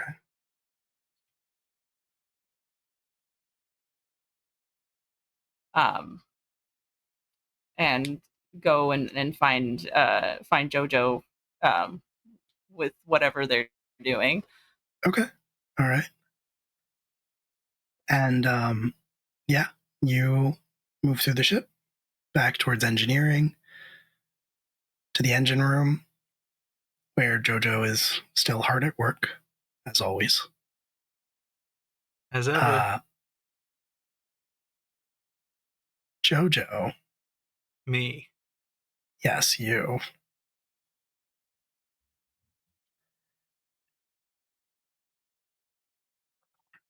The door slides open to the engine room. And I think, excuse me, the door slides open to the engine room, but I think you're only kind of aware of it because as you turn to look to see who it is, you see that on one of the sort of busted consoles, like maybe the corner of the screen is cracked. It's still technically functional, but that corner is sort of spider-webbed with cracks. There's an alert that's flashing that says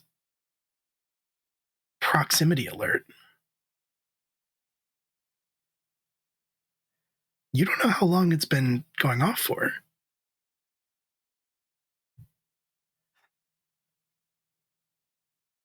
It's it's the sort of thing you would expect the captain to have caught. I think Joe's sees Pad walk through the door. Her face would light up, and she looks at the cracked iPhone screen that is this comm thing, and just goes, like, she looks really happy, but then as soon as Pad crosses this threshold, she just goes, "Oh, fuck, god damn it," and then goes on open comms and says, "Proximity alert, Captain, what the fuck?" And then points to Padlock to look at the console.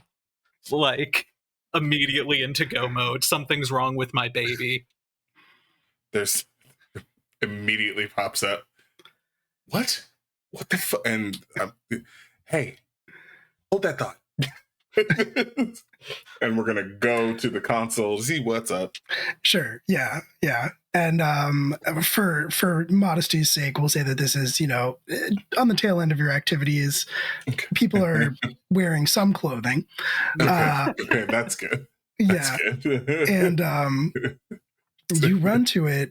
Sure enough, there's an alert going off. You have hit the final ring gate, and the ship has sort of automatically dropped you out of the rail network, disconnected from the automatic system that guides you between ring gates.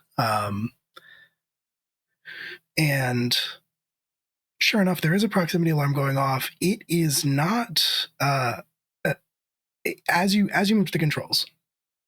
I'll say this: as you move to the controls, should I roll here? Let's see. Yeah, I think we're going to be getting a read. So you're going to roll with gut. Okay, good.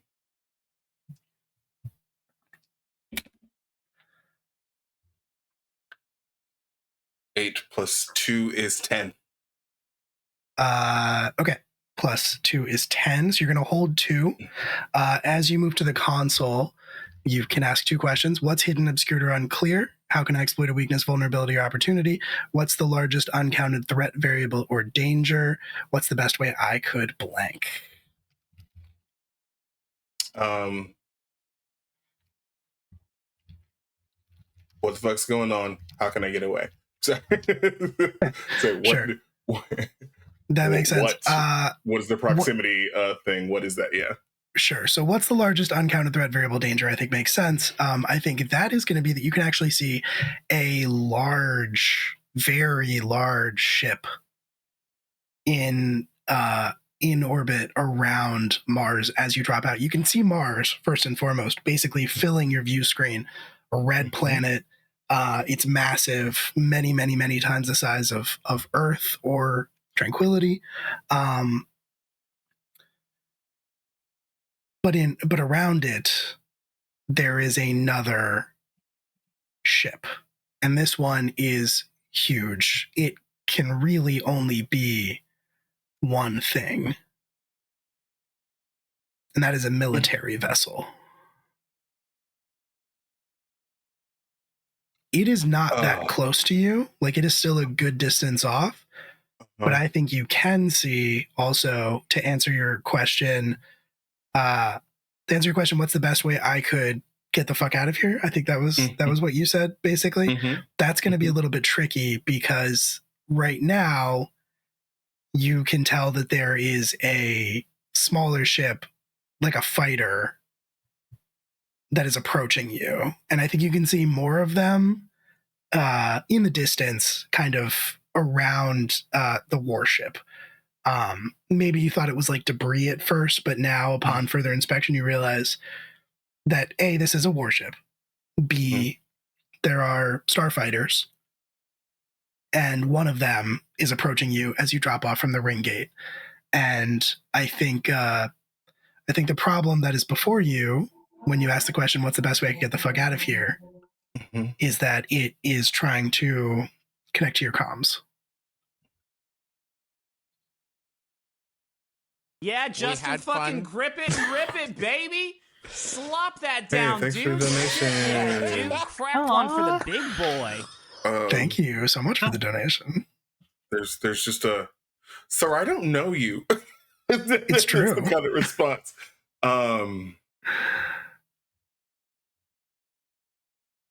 Okay, so on our comms. So if you're listening to it, I'm talking to my people first. We'll get to on that your comms. I see what you're saying. On our comms. Got it. We'll get to him in a second. Hey, gang. I need everybody to get to whatever station you're supposed to be at. We've got a fucking warship over Mars. Fuck. Okay. Always something fun. Yeah. Ghost of Luna's past. I know. Yeah, Ghost of Luna's past. I need you to, do a thing. It's fine. I'm wherever you need me. I'm the runner. I'm the runner. I run from place to ship. That is what I do. Yep. Okay. Tell me where you need me, Cap. Gotcha. Yeah, I'll let you know. We're being hailed, so. Great. Okay. Well, then I'll come to you first, and depending on what they say. Oh, good. Actually, and I'm going to look back at Nevin. Hey, beautiful. I'm going to need you to get so dressed right now.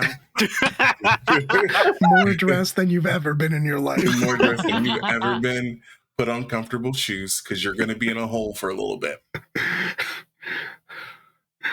Okay. Okay. Great. I'll get my things. Yeah, good idea.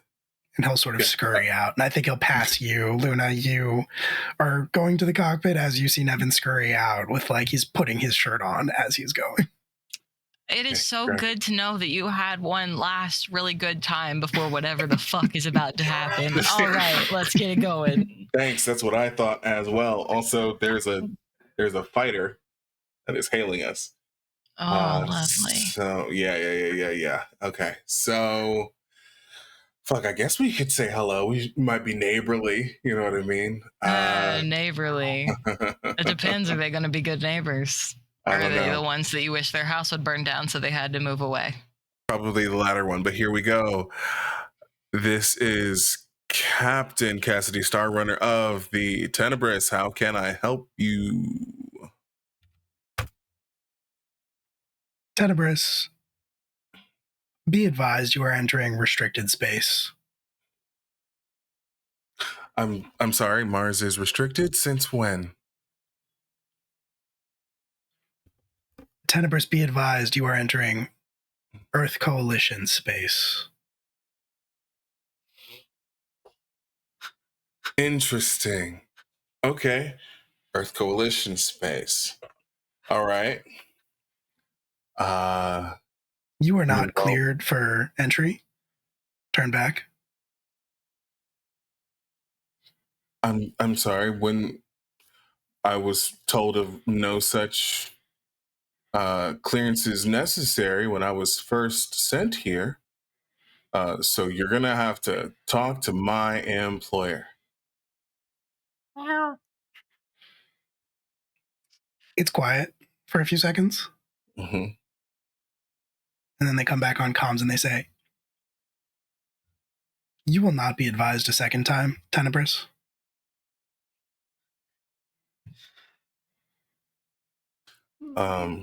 So it's been noted. We're taking your warning under advisement, and I do so appreciate the tone that you've taken with me on today. You know, just out here trying to fly and make it in this world, and I'm being turned away for. Anyway, okay, so Do you want to roll to fast talk? yeah, I would love to. Roll with face. Oh yeah, so that is a 9. All right. Okay.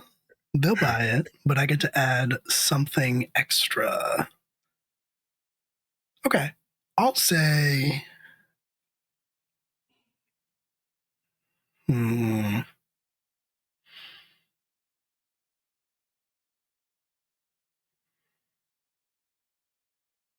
I'll say they're uncertain. They're not ready to go one way or another. There is a little bit less steel in the voice. It maybe sounds a little bit less sure of itself Okay, that's than good. it did originally. Yeah. Right. And I see the good stuff has been redeemed. So there's that as well. Oh yeah. Okay, I like good stuff. And they will say, so the voice will come back on and will say, we'll say, Tenebris, be advised, Martian space is under blockade from the Earth Coalition. Under blockade. What is going on? Look, man, I'm just trying to finish a job. Like, is there someone I can talk to? I appreciate the difficult position you're in.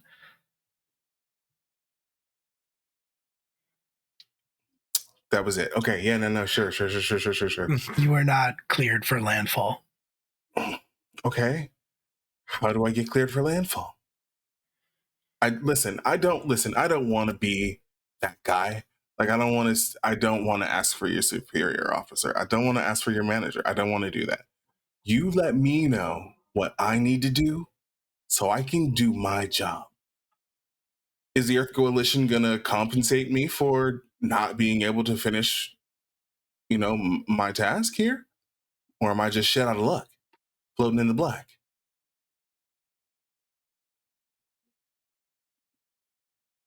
Once again, it's quiet.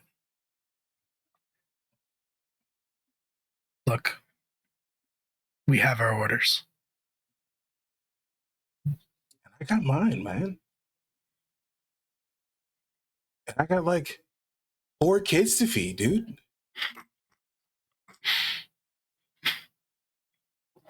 One, two, three, Yeah. four. Yeah. Son of See a what I did bitch. there? You see what I did there?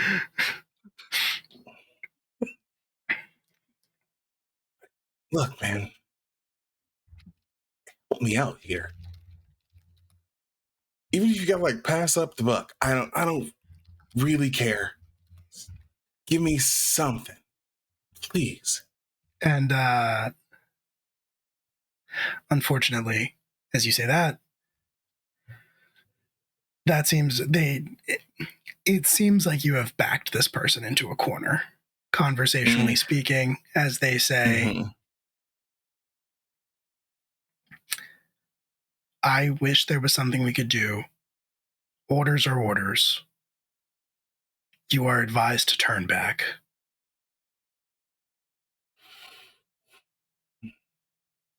That is big unfortunate. Okay. Okay. That sucks, man. I'm gonna turn the comms off for a second. Okay. Okay. Patty, Yes, prepare the sauce. on it. You want to go blast an Earth Coalition captain? Why does your boy need to be on Mars? Lights off. Lights off for now. Just in case. Captain, I got a few ideas if you want to, if you're open for pitching. I'm listening. Indy, I know you just got a new name, but you were Earth royalty back then, weren't you? Back in the day, yeah, Larson name is kind of good to use on Earth sometimes. I'm not sure if we want to go that route or if we want to pull Tranquility, but we also are driving a pretty hefty military aircraft. So if we're able to lie, and I know we say we're here for a job, but if we say we're on a secret assignment or something, we might get somewhere. But I'm just saying, what credentials do we want to use outside of blasting? Listen, blasting is just the last resort. I'm making sure that we have it ready in case we need to press the big shiny red button. Aye. That being said, we can't really use the Larson name. Actually, We can if Can we? I'm not Luna. Just I'm a niece or something. I don't have to be a daughter.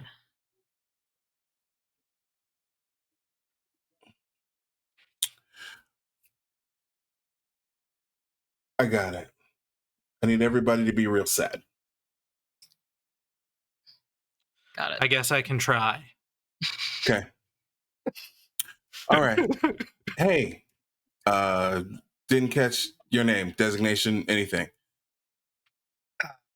Sure. It's Private Nielsen.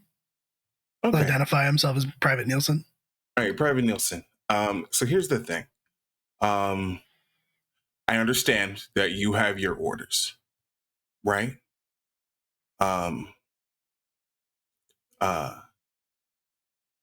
I have been tasked by the Larson family to handle something. So I would really appreciate if you told someone that I need to get through.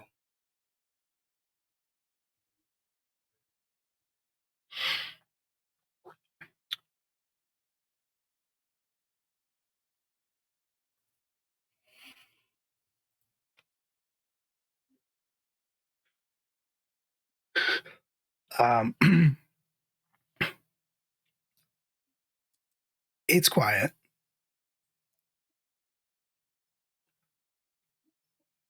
Look,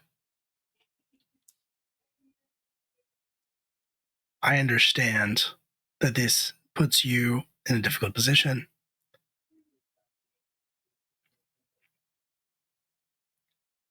My orders are no ships that are not Earth Coalition military vessels touch the surface of this planet.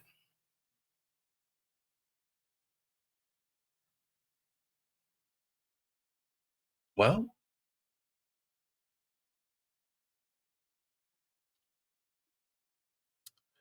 okay.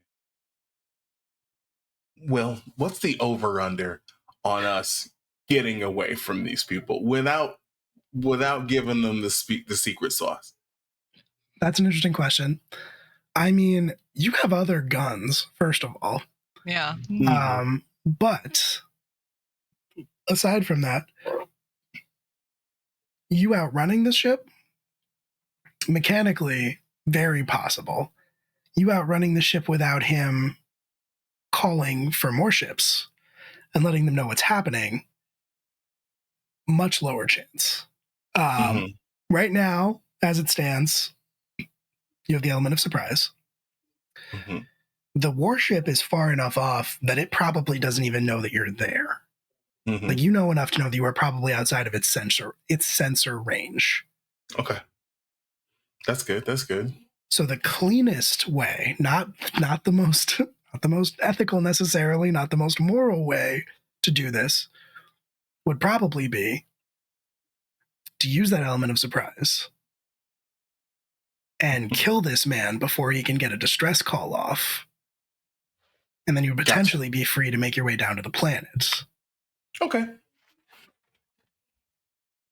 Okay. All right, Patty. We're going to be Yes, Captain. responsible. Just the regular guns, yeah?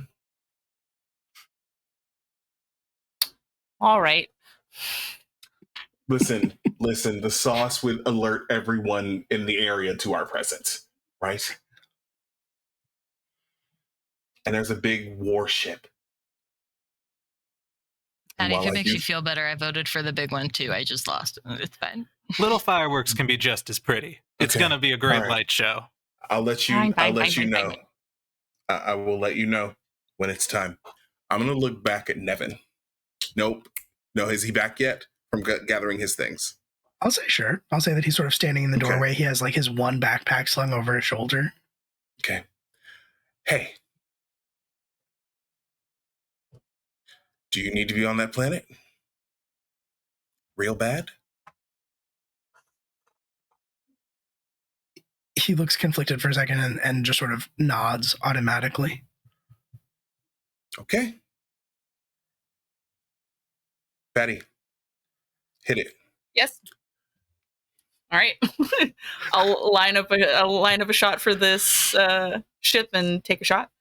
All right. I assume so. You've got 2 light guns and your heavy gun. Your heavy gun is the Hellfire, the plasma cannon. So the other ones, I don't remember if we established those to be, but one of them I'm pretty sure was the missile launcher. Yes. Which is Same missile 7 harm. Our stealth missile launcher. I mean, listen, it's clearly I mean, a it's military a vessel. vacuum of space. Like, I'm just, it's Yeah. funny. Yeah. I mean, there's also a grenade launcher, which is funnier. But yes, if you are following orders, Padlock, you're going to be rolling to start a fight, which is with Spine. That's fine today. Now, Okay. when you do this, when you attack another ship, you are picking a room to target. This ship is a starfighter. It does not have nearly as many rooms as you all do. So I think generally what you are going to be working with here is an engine, a helm,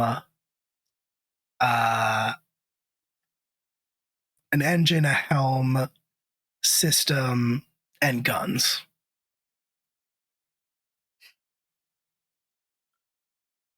And you Guess pick maybe one of those to engines? target. Yeah.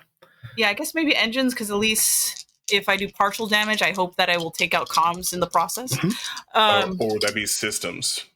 I think be that would engines or technically systems? be systems. Oh, then Yeah. let me go for systems then, Okay. Cool. because I would rather Cool. take out his comms so he doesn't relay distress. That makes sense. So roll with Spine. That is a 10. Hell yeah. Okay. Sweet. Perfect. So Fuck you yeah.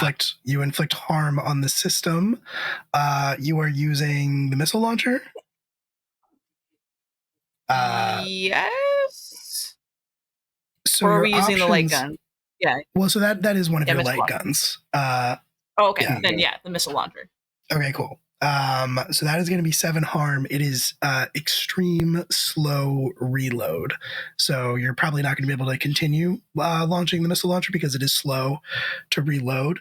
But you could do 7 harm to their systems, which are going to wipe that off entirely. So you are pretty confident. You launch a missile, you see it go streaking out from the underside of that sword blade shaped portion of your ship. It streaks out. I think you get like a split second of comm static, Cassidy, that comes through of that says Tenebris disengage, and then the comms cut out as the missile strikes the system's center of the ship. The ship is not destroyed. They do try to barrel roll out of the way, but you still make contact. The comms cut out, and that lets you know, Cassidy, and everybody else on the ship, if you are listening to this, that you've taken out their systems successfully, and they probably cannot call for help. Okay. Good. Bullseye. Nice shooting. All right. So then if we take out the engine, then he's just a duck, like a sitting duck in the water, right? Okay. And then that way we don't have to worry about him chasing us, and he can't call anybody for help. Yeah. I will. Okay. And that means we don't have to. What's up? I'm going to do my due diligence here, and I'm going to say yes, you are correct. If you take out the engines and you take out the systems, then he is basically floating here. If he gets picked up, he at the very least knows the name of your ship. Right, because I did say. That's all I'm saying. I will let you know that it's more ethical than killing this man. I'm just putting it out there. Meanwhile, Luna's over here like, I've already thought of 5 ways I can kill this man. I just need to be on the ship. Okay. It's a tough call. It's a tough call. Yeah, no. All right. Can I activate any of the guns up here? I'll say sure. Yeah, I think that's fair. It makes sense to me. It makes sense to me that there's the gunner's chair. I think what I would want to say is that your light guns can be accessed from either the cockpit or the gunner's chair. Your heavy gun can only be accessed from the gunner's chair. For sure. Fair. So you either have an LMG, light machine gun, a grenade launcher, or an RPG, or another missile launcher.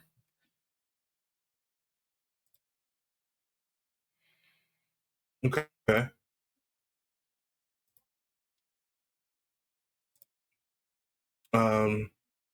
Actually, since I'm piloting, there's a gunner chair. Luna. Sorry. What? Sorry. I was thinking about all the ways I need to. That dude. Yeah. Sorry. What? Okay. The gunner's chair is where Padlock is. Yeah. Oh, the gunner's chair is in Padlock. Okay. Yeah. Gotcha. Okay, so no, it would be me, and it would be here. That's fine. Okay. All right. So I have a +0 to spine. +0. So wait, hold on. Let me double check.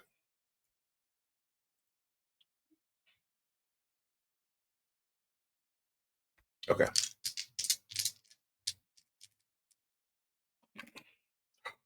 Hell yeah, brother.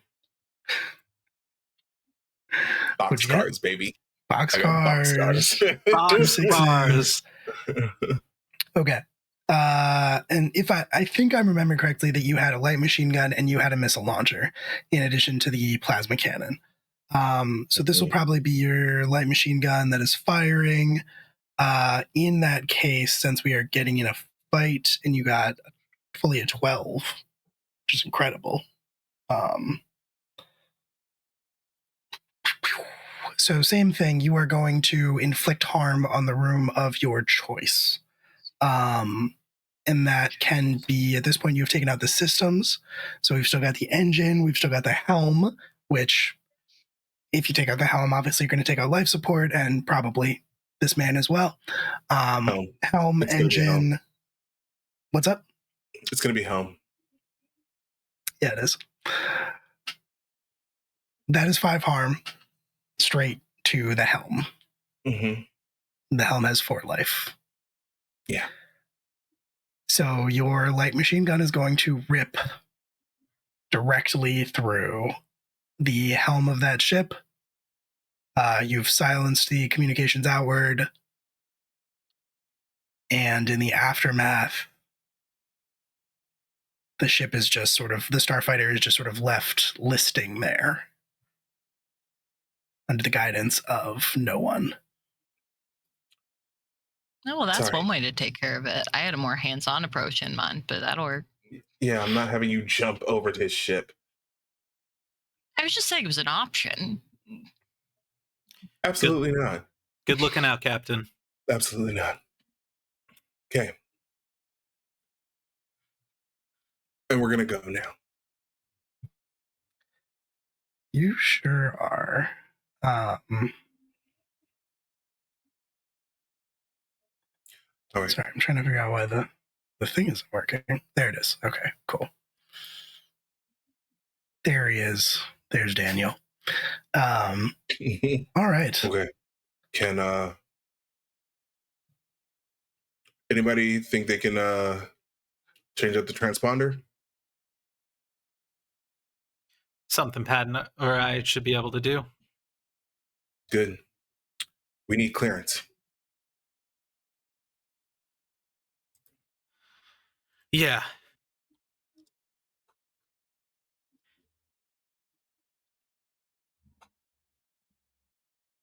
How we want to say we got clearance. We want to use Larson name, or do we just want to be a cargo freighter? Just use it. It'll be fine. They don't pay attention to the list of all the things they have to approve. Trust me.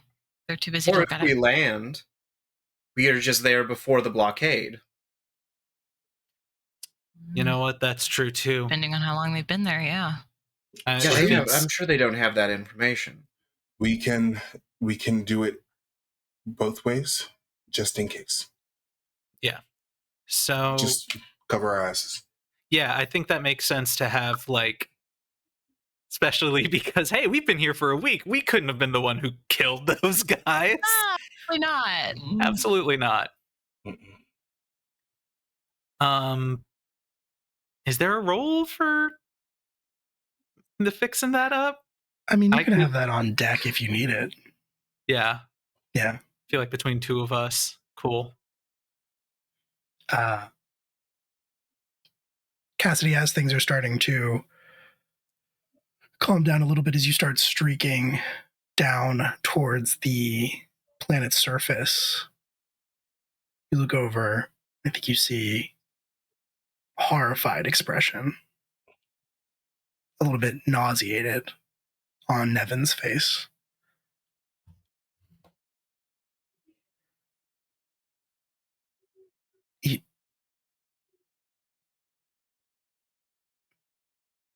You killed him. 4.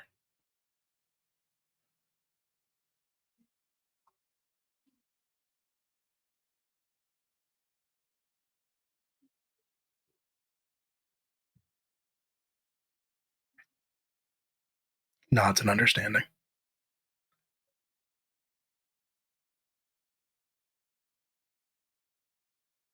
I think Cassidy will grab the flask from Luna. No, they've got it. Oh, and just- absolutely. At Mhm. least 3 at all times. Just take a sip and just sort of keep flying. He's not even like holding the steering wheel. He's just got his little controller effectively. He's got his relay. And at this point it's just sort of autopiloting. And as you head down towards the planet, you receive another hail. This one not from proximity, the way that the other one was. This one more targeted. Mm-hmm. And I think as you make your way down to the planet, you hear a voice that comes on through the hailing channel that says,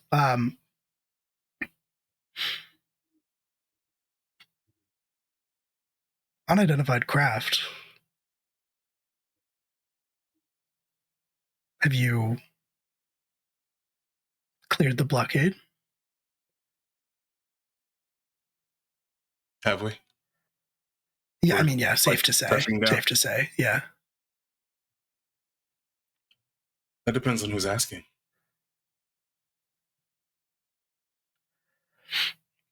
This is landfall control, Independence, Mars. Hmm. If you're hearing this, you've answered my question. Then it was No silly to ask, communications wasn't it? in or out under the blockade. Yeah, well, then it was silly to ask.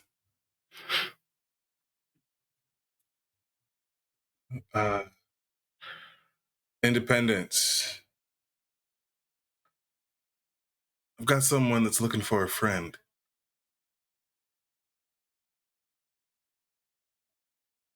You know the name Maeve? And Nevin would say, Delaney. Maeve Delaney. Maeve Delaney?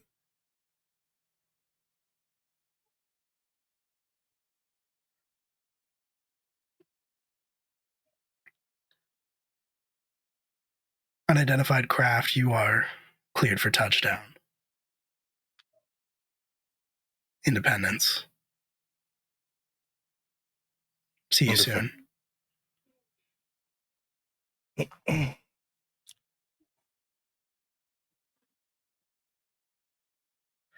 Touchdown. Yeah, absolutely you are. You make your way down through the planet. Breaking atmosphere is always a little bit stressful, especially in a ship that is sort of welded together the way that yours is.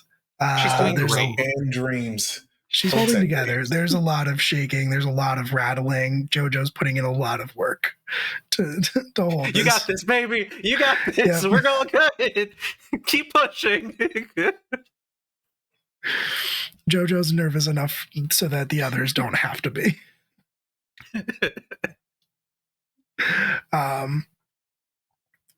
But as you break that atmosphere and you see the planet below you, mostly just red sand, red craters stretched out in all directions, but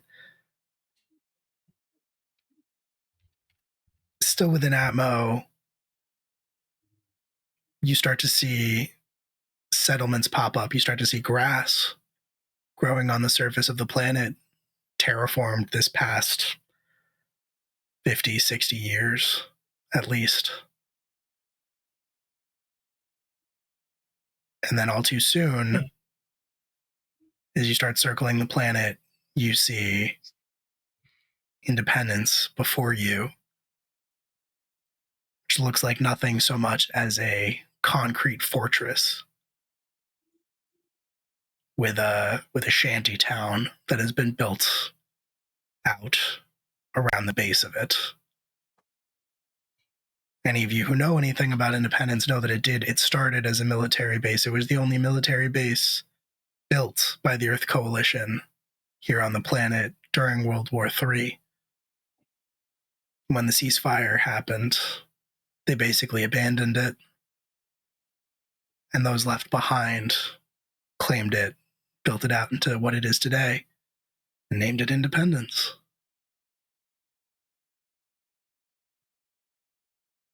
And it's easy for you as you approach to spot the shipyard where you're cleared for landing. It's basically a series of pits with wrought iron walkways running around the top of it where ships can land. It seems underpopulated, and the ships that are there look like they've been there for a long time.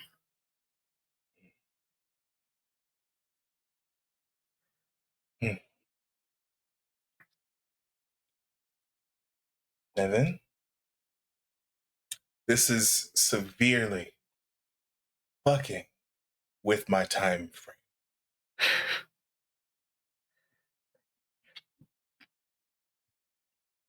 I didn't realize you were in such a hurry.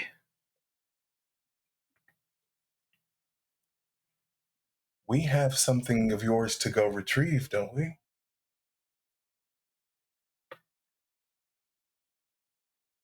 And he kind of like puts a little, he straightens his back a little bit. He's not being glib, but he says, "That's right. The job that you've been paid for." I'm going to stand up, like full height in front of him, arms crossed, just leaning just a little bit. Half paid for. And he'll kind of Lucky lean you're in. cute. He'll lean in back towards you and say, "The other half upon delivery." You are very lucky you're cute. Just a little light pat on the cheek. Mhm. Yeah. Well, I like a speedy delivery. But if you're in no rush, then I can take my time with it. Turn. Go. And as you land, you drop the landing gear, you drop the ramp from your ship. Is everybody going out?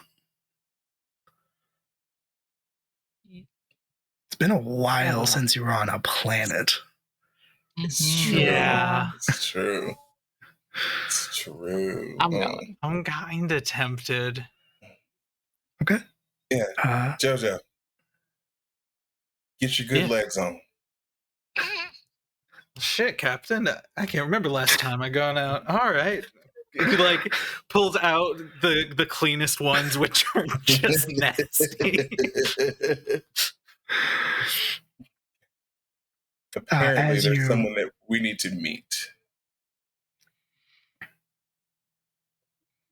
And as you disembark, Nevin standing at your side, Cassidy, you are approached by a group of men. They are not, what they wear might have at one time been military uniforms. They have been modified and customized. They have things painted on them. They have words, symbols. Some of the sleeves have been cut off. So obviously, some of them are just worn open. Some of them are worn open over bare chests. Some of them are worn open over shirts. They have a military air about them, to be sure, but it's much more chaotic than what you've seen in the past from auditors or Earth Coalition forces or even Tranquility Peacekeepers. I guess especially Tranquility Peacekeepers. Mm-hmm. And they just kind of stand in relaxed positions, automatic rifles across their, like sort of held loosely across their bodies. And they face you. And then they part. And stepping in between them is a woman. She is only she's only in her maybe late 30s, early 40s, if you had to guess. Her hair is bright red. Her face is covered in freckles.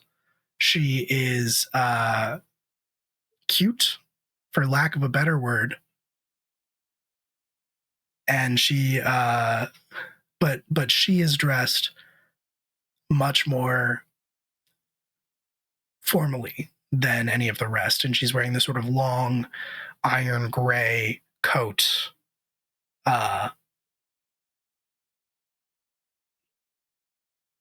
And she steps towards you all, and she looks across at each of you, taking you in with these deep green eyes. Says, her eyes fall on Nevin, and she says, "Nevin Westcott?" And he nods and smiles and moves towards her, holds his hand out, and says, "It's an honor, ma'am. It's an honor to meet you, and I'm glad to be here." And she takes his hand and she shakes it. She says, "We're happy to have you." She looks past him at all of you and says, "Is this your crew?"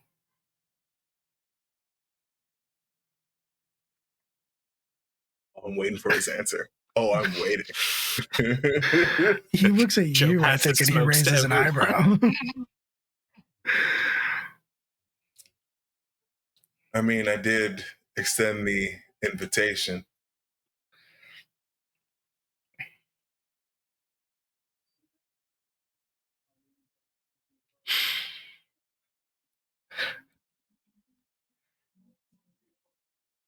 Well,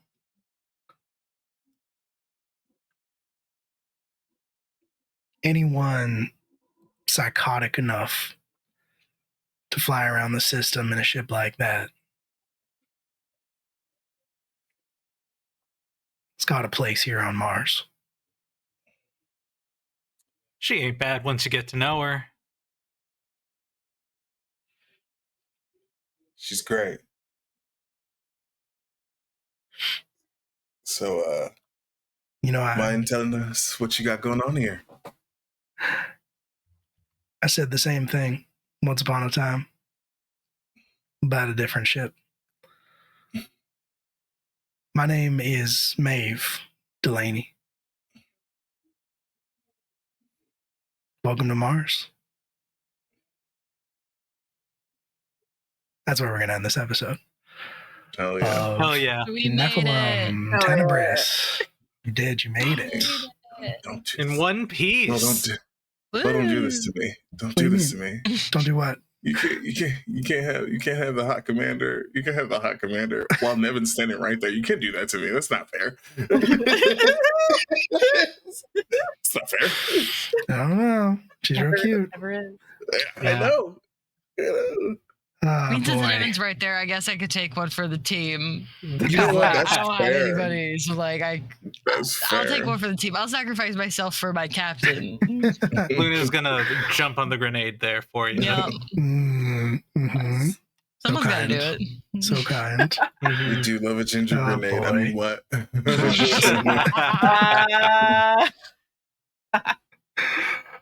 Oh boy. All right. Well, that's gonna do it for us here tonight, more or less. We'll be back in probably 2 weeks, probably 2 Tuesdays with more Nephilim Tenebris. But we'll go around and we'll do our outroductions and let you know what everybody has going on and where they can be found. Alex, if you don't mind kicking us off again. Sure. Hi, I'm Alex. I was Dr. Richard Courtney, who totally knows how the scientific method works. And is a medical professional. You can find me on the internet.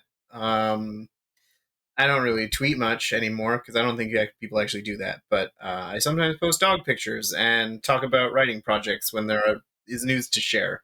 Other things happening, but long way off. And yeah, it'll happen. But for now, find me here, being a menace in a tiny way. Tiny menace. Tiny menace. Mhm. Baby crimes. Mama. Baby crimes, as we like to say. Baby here on Life in the crimes. Baby Apocalypse. crimes. Baby crimes. Eli. Hi, my name is Eli. I was playing Sad Boy Padlock. But I am also the resident ghost of Mayday Roleplay. We're an AP content creation team making a bunch of other similarly sad and dramatic content. If you want to hang out with us on Saturday, we are coming back to the return of our hot vampire summer as we go back to Vegas to do our Vegas by Night Vampire the Masquerade series. You can catch me playing Niles, the gangrel, and see what they've been up to all summer. Other than that, if you want to see where else I'm hanging about when I'm not hanging out here at Live from the Apocalypse, you can follow me on Twitter at A Ghost of Eli. And you can find my stuff there. I do a bunch of other stuff. And yeah, more stuff. Just things to do. But that's it. 100%. I'll fix that. That was driving me crazy. I'll fix that more formally. Mallory.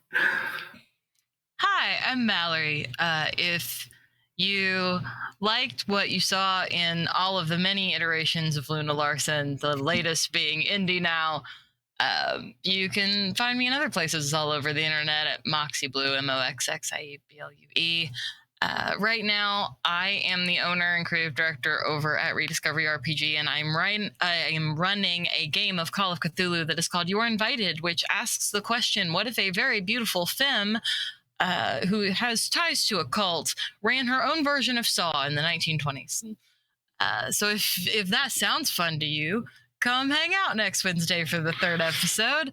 And outside of that, you can find me here. I've got some different stuff going on that's not been announced yet, so I can't say any of that. And I also design games, so over on my H page, you can find a couple of solo RPGs, or there's also one called Sonder that you can play with a whole group of friends, if any of that is of interest to you. But that is about it for me right now. So. Yeah. Q. Hi, I'm Q. Tonight I played Mr. Cassidy Starrunner, who is definitely good at this relationship thing. When you're not seeing me here being a neon gay cowboy, you can find me pretty much anywhere on the internet at Midnight Inc. That's Midnight_INQ. Q is my name. I'm sure you get it. Save a horse, ride a cowboy. I keep making cowboys, and will continue to do so. We're not doing the whole roster. It's too much. I will say, next things you'll see me in this Sunday, I'll be back over at RPGs Uncovered, playing the Starcrier Conflict. It's one of my many cowboys. He is a hoot and a half. And then next Tuesday, I will be over at Entropy Emporium for They Call Us Villains, a masks horror LARP, where you may see a face here over there as well, which is very exciting. And also, I'm terrified. It's going to be... That's it for now. Come find me for the rest. All right. Rose. Howdy, y'all. I am Rose. I was Jojo, the sad, anxious, wet cat of an engineer. You can find me at Rose from the Grave all underscores. If you want to find me doing things, you can always find me as here on Tuesdays, and then I will be guest starring on They Call Us Villains with Entropy Emporium, where I get to play Bad Mom and scare the shit out of Q and maybe someone else for an episode or two. See how bad I can be. Remember to support your mutual aids, and this has been fun. Yeah. Hello. Hi, my name is Will. I have a bunch of shit that I actually have to talk about today. It's July. It's July. On this Thursday, July the 4th, you can find the premiere of a little game called God Complex over on Entropy Emporium, which is a game that I'm very excited about. It's a Grow by Moonlight campaign that is finally starting up. There's a trailer for it out there if you want to look for it that I worked very hard on. It's a game about piloting mech suits made from the corpses of dead gods in order to fight space kaiju in a losing battle for the future of humanity. It's bleak. It's going to be fun. Check it out. Other than that, this Sunday is the return of Academy H. We're recording 2 new episodes, still with our special guest, Kian, who donated earlier. They're playing they're playing a Power Ranger, basically, which I'm very excited about. Then Monday the 8th is a one-shot of Fist that I'm running on Just the Humans channel for charity. It was going to be a Pride stream. It had to get rescheduled because people were sick, so we're redoing it. It's going to be for Save the Children. You can check that out on July 8th, Monday at around 8 p.m. Eastern Standard Time. It's going to be a blast. And then Tuesday the 9th, normally I have off Tuesdays. I don't I'm going to be on Table Talk Show over at Chaotic Wholesome Presents, talking about stuff. It's going to be a lot of fun. Check it out. And I think that is everything that I have to talk about. And then that Thursday, July 11th, my therapist is back from vacation, so please clap. I think that is everything else that is going on here. With all of that being said, I think that's going to do it for us tonight here on Live from the Apocalypse. We are going to raid a little bit different tonight. Our friend Kendo. Kendo makes films, who is streaming Disco Elysium on their own channel. Hell yeah. So yeah, come along and say hi to Kendo. But I think that's going to do it for us here. So say goodnight, everybody. Buenas noches. Good night, everybody. It's a good one. Good night.